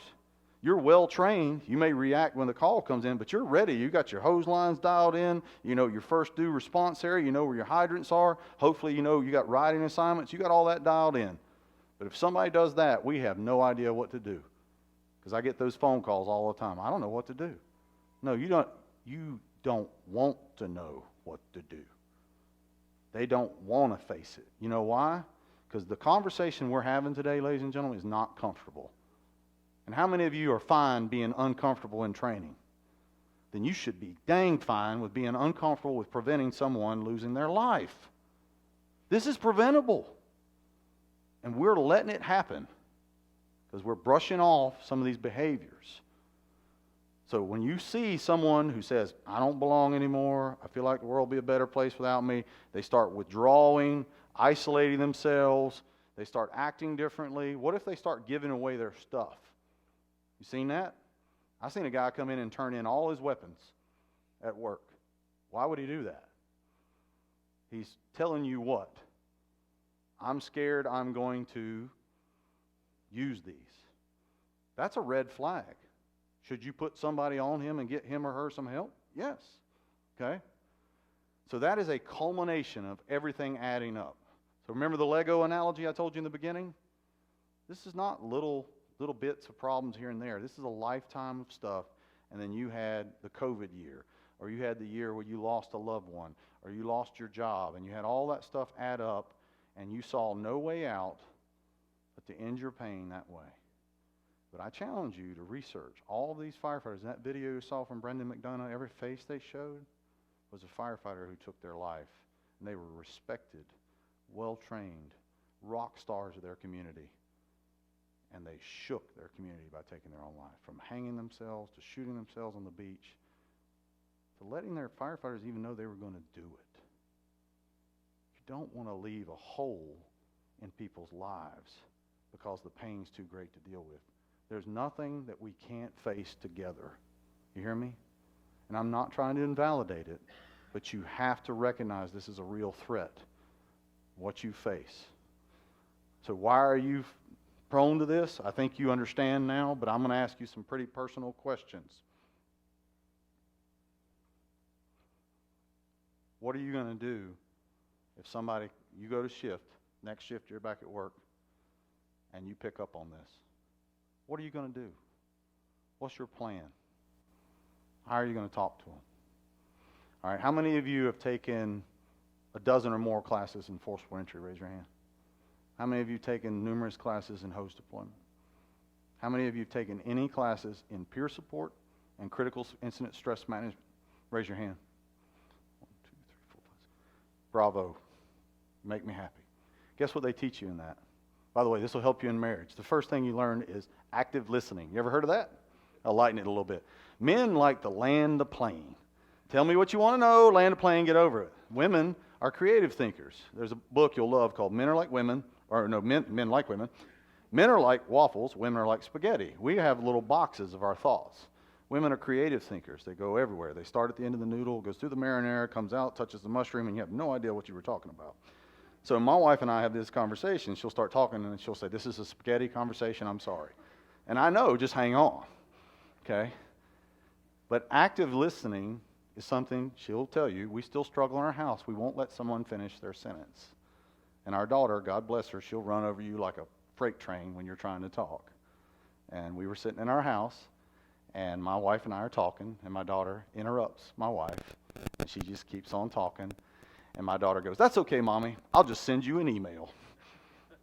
And she points at me and goes, "That's you? That's the fire department? That's your fault." But active listening is a big deal, because guess what you do if you're actively listening? What are you not doing? You're not talking. And what are you not thinking about? You ready? This is the hard part. Your response. When you pull up on a scene, you're formulating a plan, are you not?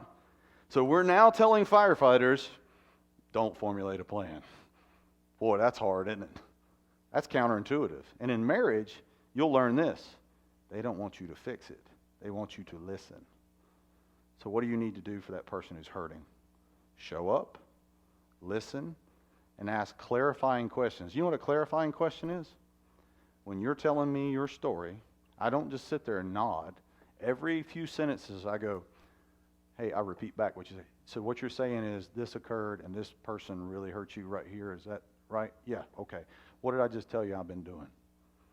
Paying attention. Not looking at my phone, which I'm guilty of. Not getting distracted, looking out the window. "Oh, there goes so-and-so. Squirrel. I'm distracted." Active listening is a big deal. It is the most difficult skill to learn. If you're married, you need to learn this skill. Okay? It will help you have a long and happy marriage if you actually listen to them. So you can prevent this from happening. And when you talk to people, you need to know how to talk to them, and you need to ask them the following questions. Are you thinking about committing suicide? Do you have a plan? Do you have weapons? Why do you need to ask them that? What if you don't ask them that and the next day they take their own life? Okay.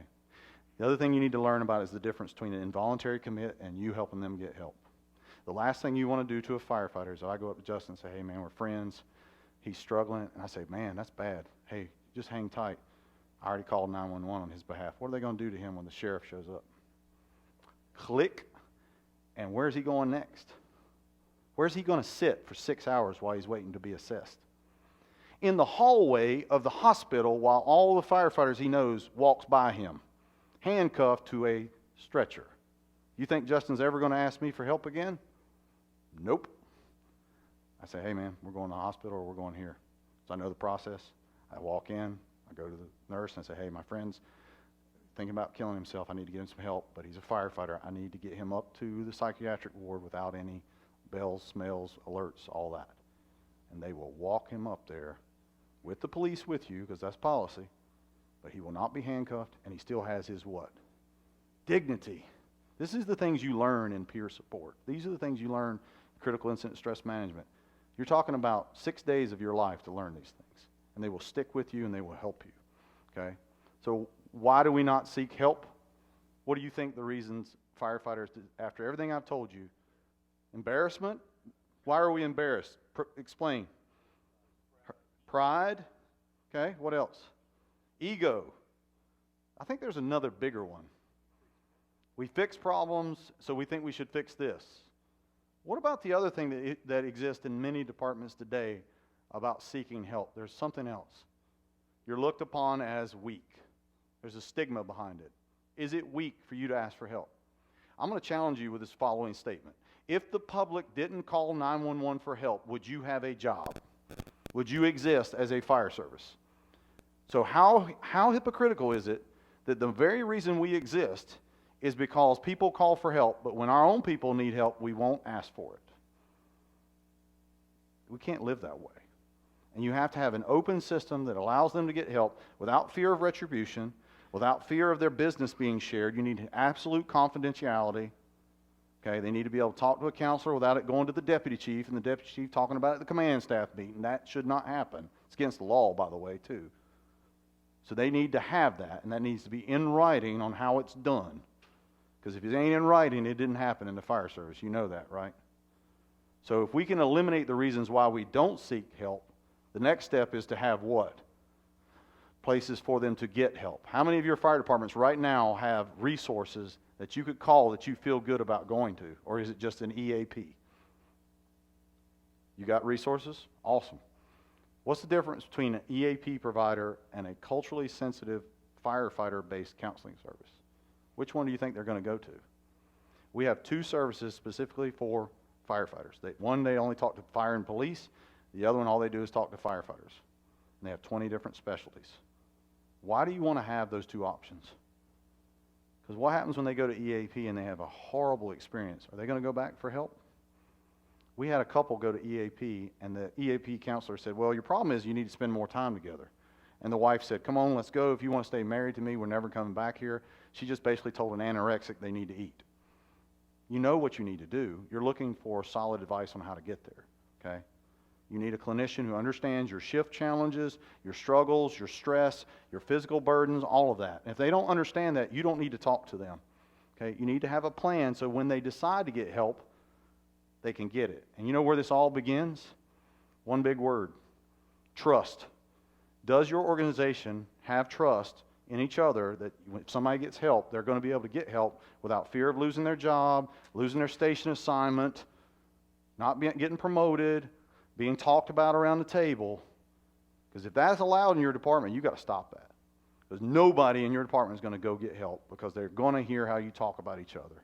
When you're on the news because you did something bad, what do we do every time we see a firefighter on the news? Be honest. What do? You talk bad about them. Tear them apart. I was sitting at the kitchen table or the dining room table in my battalion, and one of our firefighters showed up on the news for something really bad. And they said, well, he's a piece of this, that, and the other. That's why they don't seek help. Do you think they were involved in his life prior to that that knew what was going on? Do they think they knew that he had all these problems leading up to that before he ended up going to jail for what he did? No. All they saw was the end result, and the media judged him. Just like that. Judge, jury, executioner, brotherhood. Really. I want you to remember that the next time you see firefighters sitting around a table tearing each other apart, that you could be next. Blood in the water. You want that kind of environment to continue? You need to stop it. If you're a company officer, you need to squash it. Because I'm going to tell you what I told them. I said, I'm glad I'm standing in a room full of perfect people. I hope and pray that you never get put in the position this man is. Matter of fact, isn't your son going through very difficult circumstances? Did you know his son went through the same stuff? And I walked out of the room. I told their company officers later, because I never chew them directly, I said, if I ever hear that again, I am going to hold you accountable. Because if we're going to treat the public the best way possible, and we're going to treat each other like dirt, we have a problem, okay? Here's what you need to overcome. You see this word right here? Culture. What is the definition of culture? I know this is a popular subject. Help me out. What is it? Norms? What else? Groups? Is it how you define life? You know what culture is?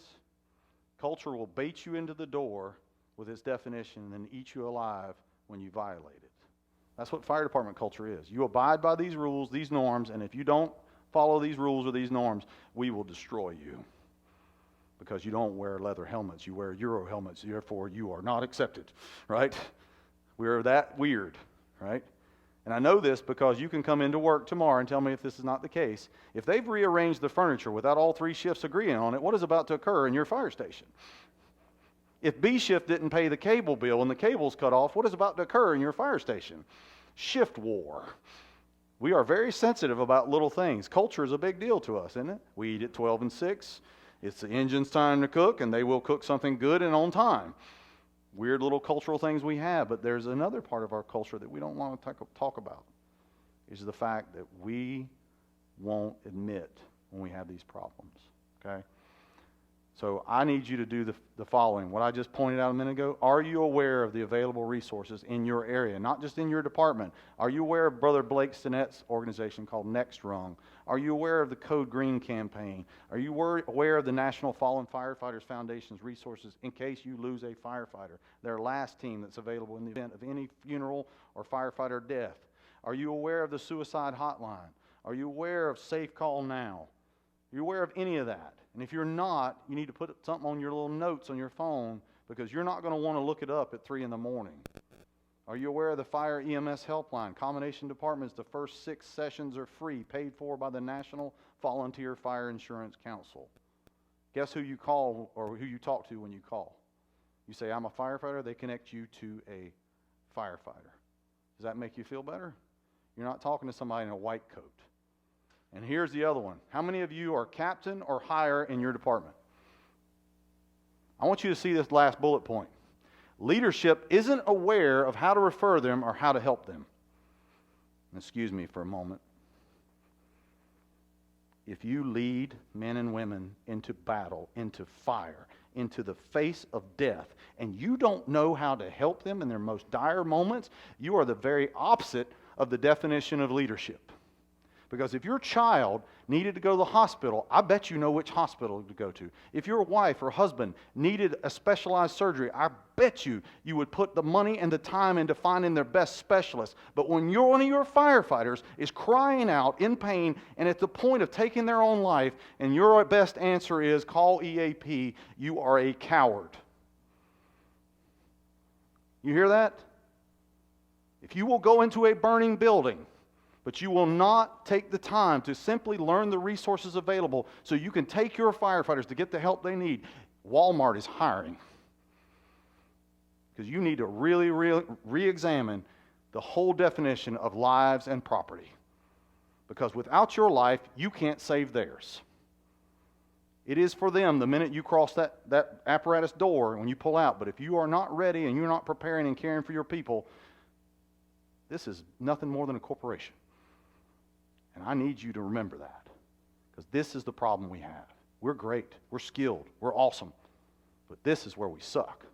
And we can fix this, and this is a generational problem, and I need your help in fixing it, okay? Before we take a break, I want you to think about Jeff Dill's little acronym here.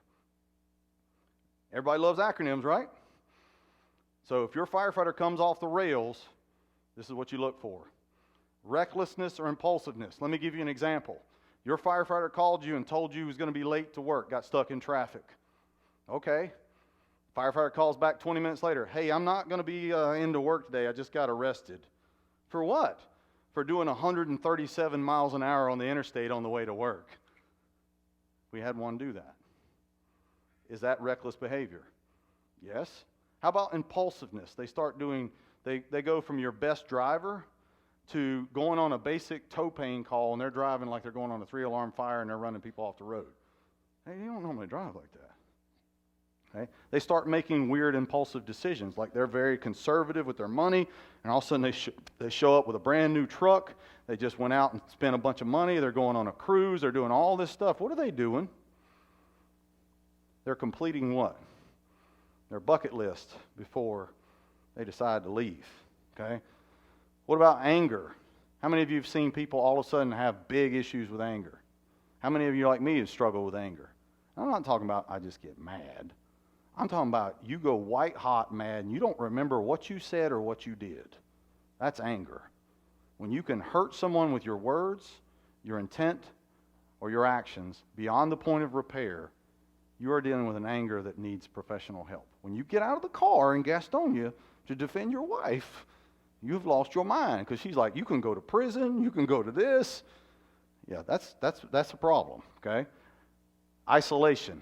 Number one problem with suicide is when you get in a dark place, you stay in a dark place. You say, I just want to be left alone. I don't want to talk to anybody. Does that sound familiar? You ever heard that? That is the number one thing I see from every firefighter.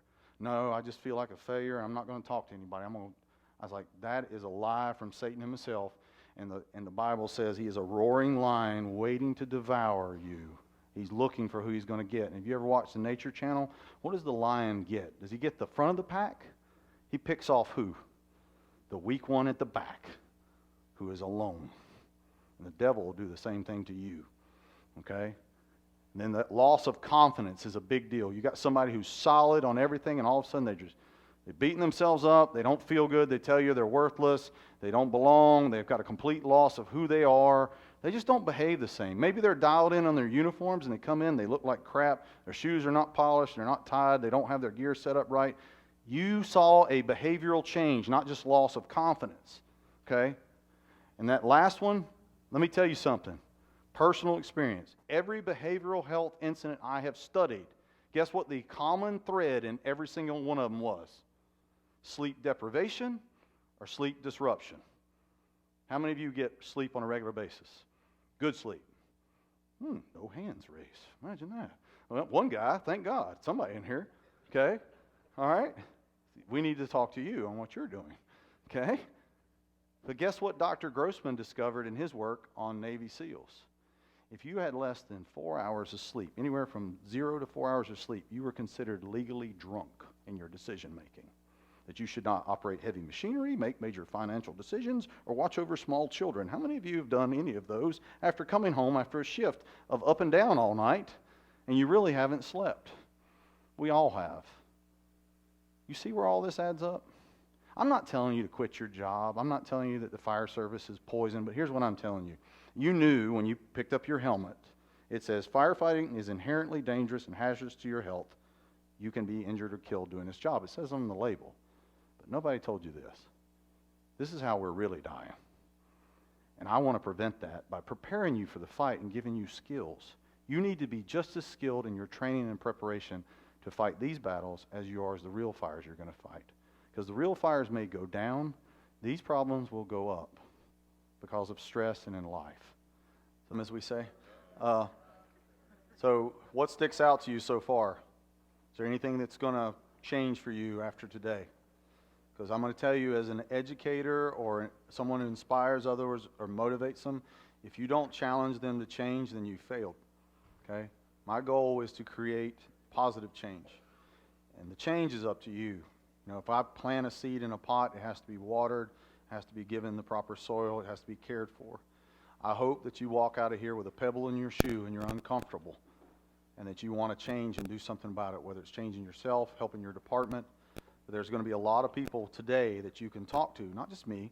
I'm a piece of the puzzle. If you've ever put together a puzzle with your kids or a friend, one piece doesn't do it, does it? We look at the box, we realize thousands of pieces put it together, and each one of you have something that completes that picture for the fire service. Not me, I'm not the answer. I'm just the guy beating the drum trying to get your attention to realize what I'm about to share with you is what I hope you learn from. And like I talked to a young man a little bit ago, there it is, who's new, doesn't make the same mistakes I did. So how many of you are married? Raise your hand. Okay. How many of you have been married before? Raise your hand. Okay. So marriage and divorce is a very popular topic, sometimes not so popular in the fire station, because we have one of the highest divorce rates around. Did you know that? Okay. 9 out of 12 firefighters will experience a divorce. More than one in some cases. And there are many circumstances. I'm not placing judgment on anyone. My wife and I got married. She's been married before. My dad's been divorced twice. We have all kind of things in our own families, right? And I've made a lot of mistakes before I met this fine woman, so I just didn't sign the paperwork. I only signed it with her. And she's put up with me in this process. But I want you to look at that. Ann Gagliano. If you haven't heard of Mike and Ann, they do a thing on the challenges of the firefighter marriage. I highly recommend you get their book, talk to them. It's 30 years of marriage and fire service. And I want you to read this quote with me. If you're a husband's greatest privilege is to love his wife boldly and to win her heart daily. How much passion do you pour into the training you're about to do as an engine or truck guy? I've heard some of you speakers speak, and I just want to get up and go run a marathon after listening to you talk. But I want you to feel the same way when you go home to your wife, to your child. I want you to pour that same passion into them. And if you're not, it's time to start over. There is a chance for all of us, okay? There's my daughter pulling a hose line. My wife, when I was involved with the Stair Climb, as a charitable foundation through the NFFF, they always had our antique fire trucks and had it listed up there.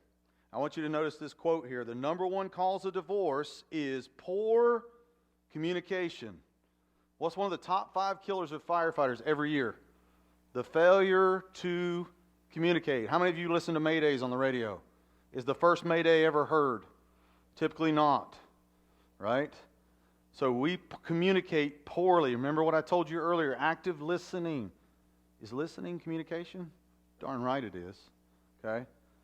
A supportive, loving, communicative marriage, by the way, is the best source of stress relief, and I've got some little data points for you to consider. If you are hurt, sick, or maybe diagnosed with cancer or going through something hard, do you know that you will get better faster if you have a supportive relationship in your house than someone who doesn't? I was supposed to be out of work 8 months with my knee injury. I was back to work in less than 6 due to my wife and the good Lord. I wasn't supposed to go back at work at all if you do the research. But a supportive marriage helps you get better faster. You are a team. You are pulling the hose line together. You are not doing a single ladder throw. This is a 35 or a 40-foot or 50-foot banger, and you got to do this together. But here's something you need to consider. When you're at work, she's holding that 2.5-inch hose line flowing that's overpumped by herself. And you need to remember that. Okay? Here's your statistics on marriage and divorce. See my daughter helping me? Notice the brace on my knee? There are 2 types of people in this world, ladies and gentlemen. Those who are humble and those who are about to be. Which one do you want to be? This is my moment of humility. This is when I was humbled very greatly. I was running marathons. I was at the peak of my career as an engine captain in one of the busiest, best assignments I ever had in my career, and I was crushed. And I went in a very deep, dark place about my self-worth because I couldn't physically do what I did before. He told me, no more stair climbs unless you want me to cut on you again. He said, you can run again, but you cannot do that again. And you have to listen to me if you want to have your career. And this woman and that little girl supported me through that. But I'm going to tell you the God's honest truth. It's hard for a spouse to be supportive of you if you don't give them information on what you're going through. So if you come home and clam up and never tell them what's going on, don't expect Psychic Friends Network to be printed across your forehead so she can read your mind or vice versa.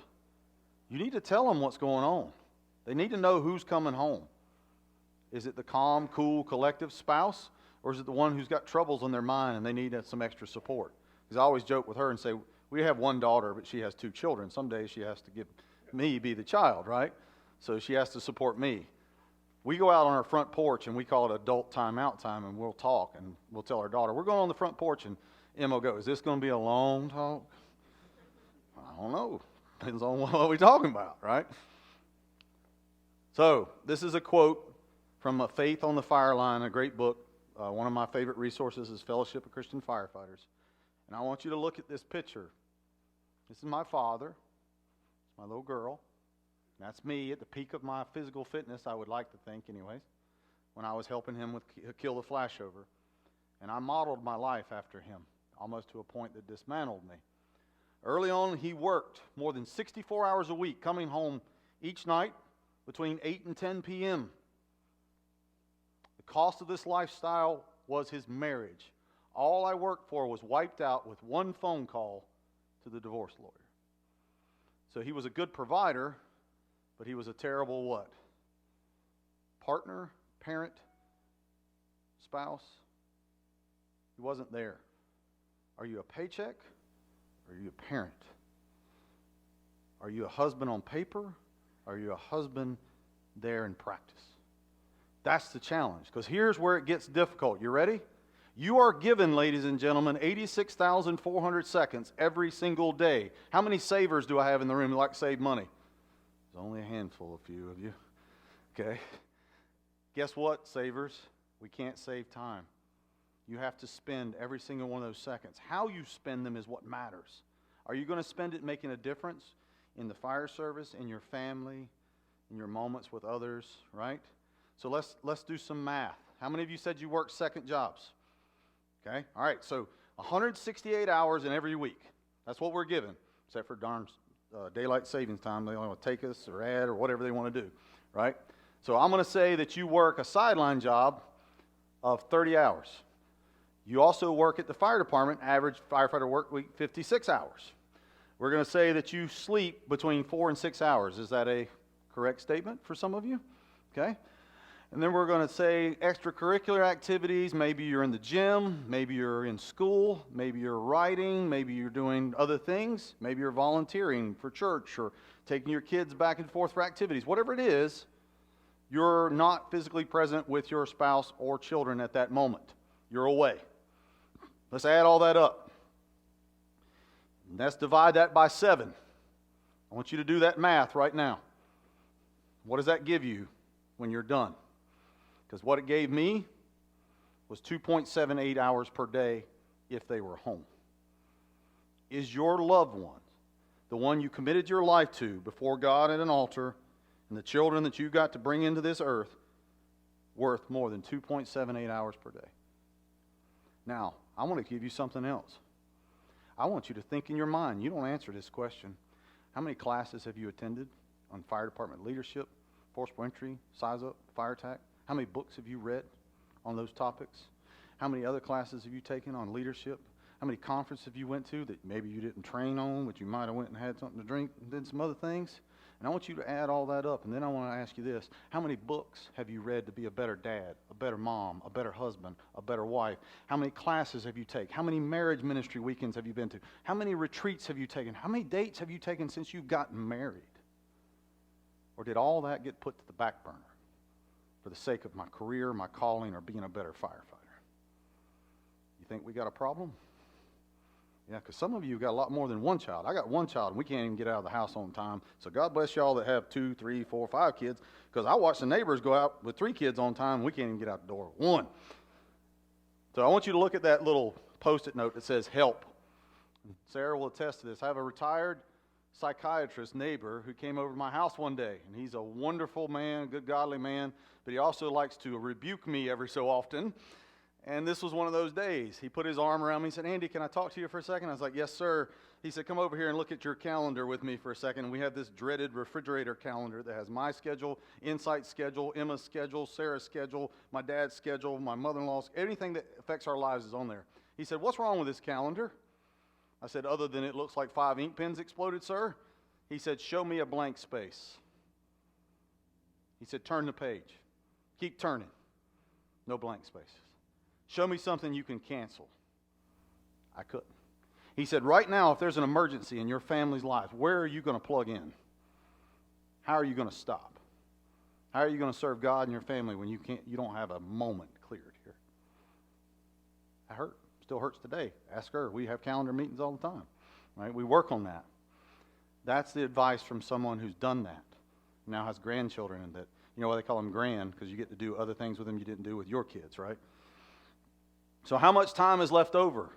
Are you so busy that your wife has to bring your little 2-year-old girl to put on your shoulders so you can spend time with her as you are the volunteer coordinator for the National Fallen Firefighter Stair Climb because you couldn't be there?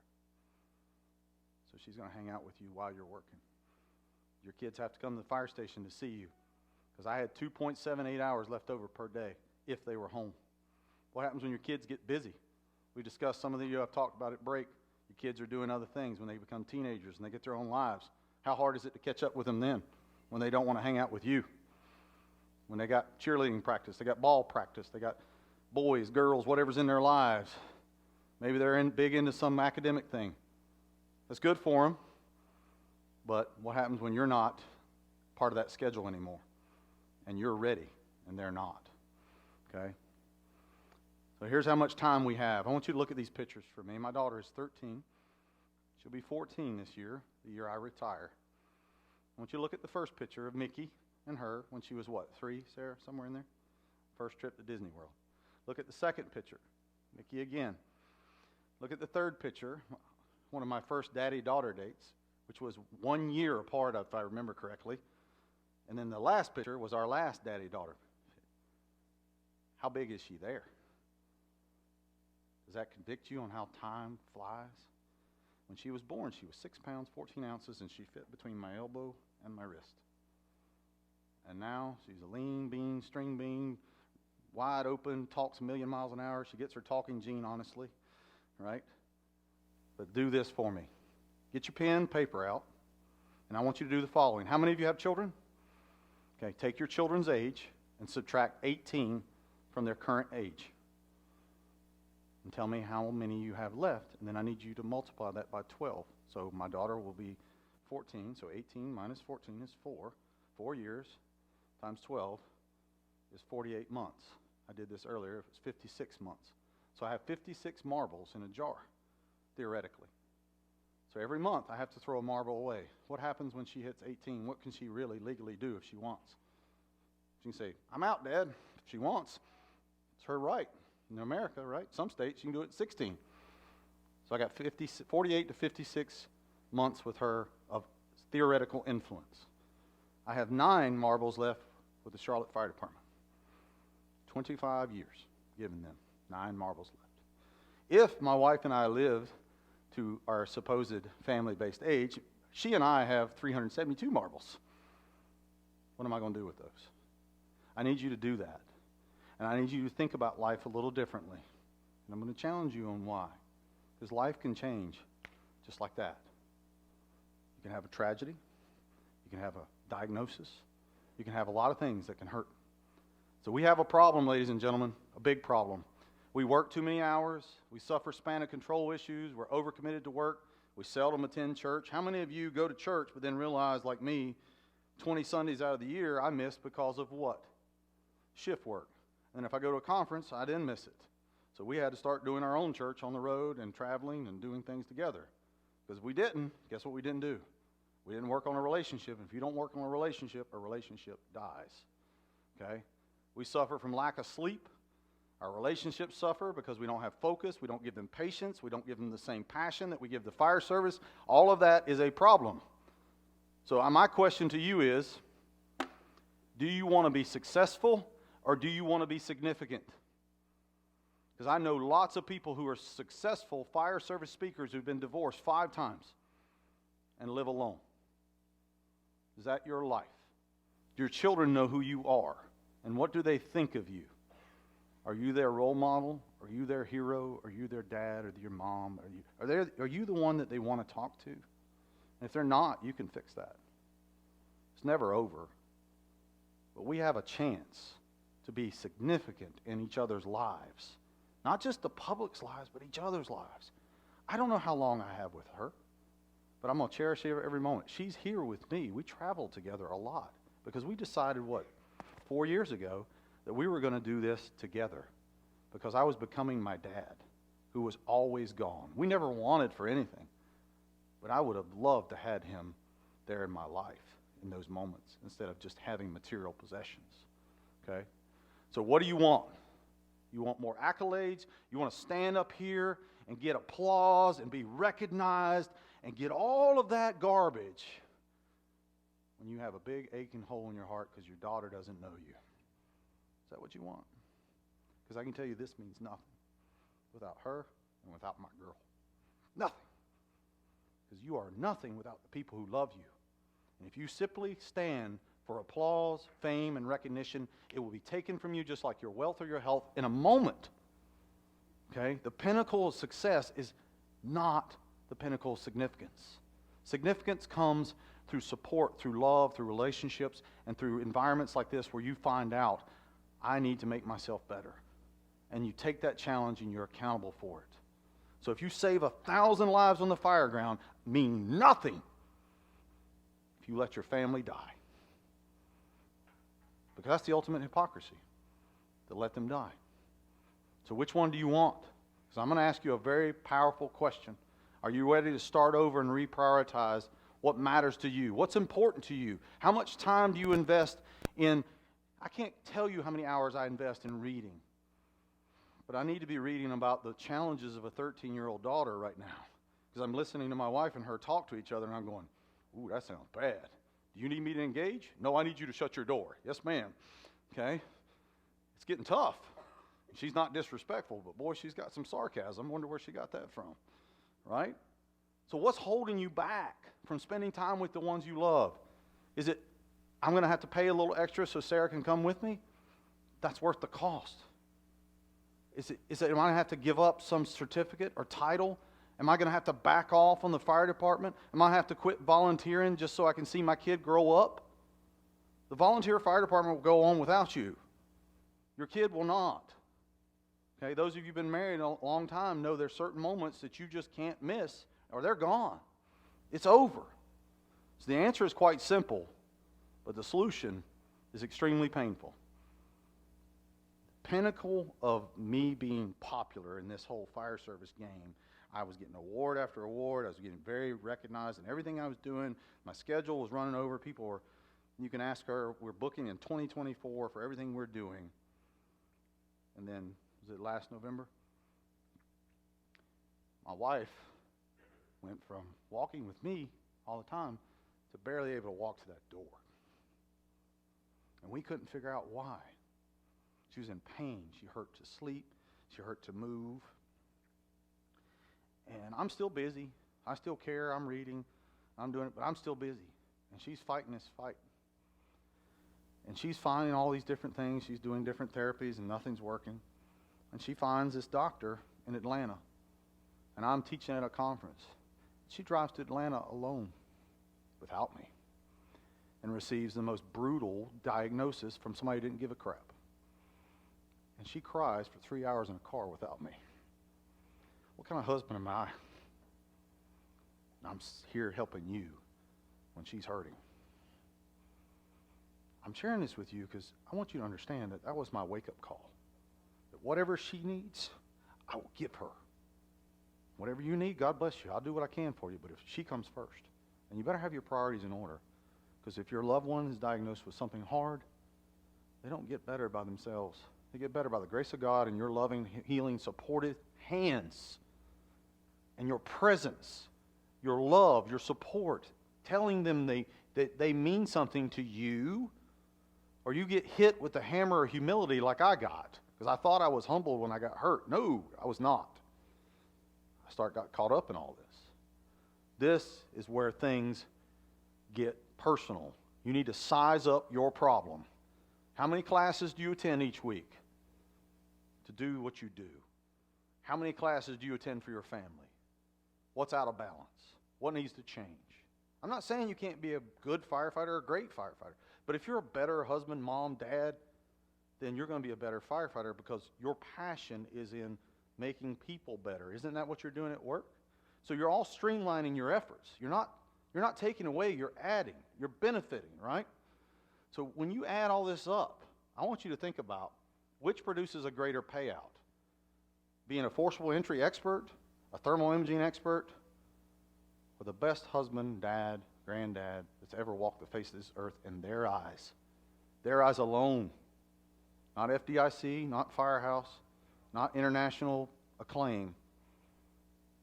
Your loved ones' names. Okay? So never stop training. Isn't that one of our mottos? Then I need you to not stop training for the sake of your family. I need you to challenge yourself and say, how can I be a better husband? How can I be a better wife? How can I be a better partner, friend, family member, dad, mom? What is it going to take to do that? Or did I just go through a ceremony with my badge and say, I swear to save lives and property, but I don't really mean it? Or did I stand up there and say, I will be there for better or worse, but I don't really mean it? Because when times get hard, what do? We ditch. You want to ditch your family? Like you ditch somebody on a hose line if they're in trouble? No. So we fail to rescue our marriages. This is you going through the window of your burning life to go get your family. If you're in trouble right now, it's not over. But your lifetime of commitment can be destroyed by an untamed passion. And that passion, guess what, can be the fire service if you're not careful. You will get so caught up in your calling that you'll lose them. And you'll lose the people that are important to you. Don't do that. Stay grounded in what matters. Your faith, your family, your friends, and the fire department. Because guess what? So those of you who are Mr. or Mrs. Muscles, they're not going to last. Memories, impact, legacy, that will last, okay? Those of us who are aging. I need you to hear this for me, because we're going to close with this. I wrote something several years ago, and I want you to hear this. I don't usually read slides, but Anna Corley, this is for you guys so you can hear this as well. It's called The Affair You Never Saw Coming. Imagine, if you will, a happily married couple whose husband is a firefighter. You can replace that with spouse, wife, whatever. Their marriage is great. They work together to balance the issues that fire families face. But one day something happens. The firefighter begins to change. He or she begins to be drawn into their work, and he's consumed by it, studying, training. He becomes popular. He's attending conferences. He's requested everywhere. People know him.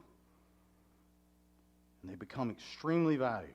Slowly, their family begins to fade as his passion consumes him and becomes more important than the very ones he swore before God that he would serve and protect first.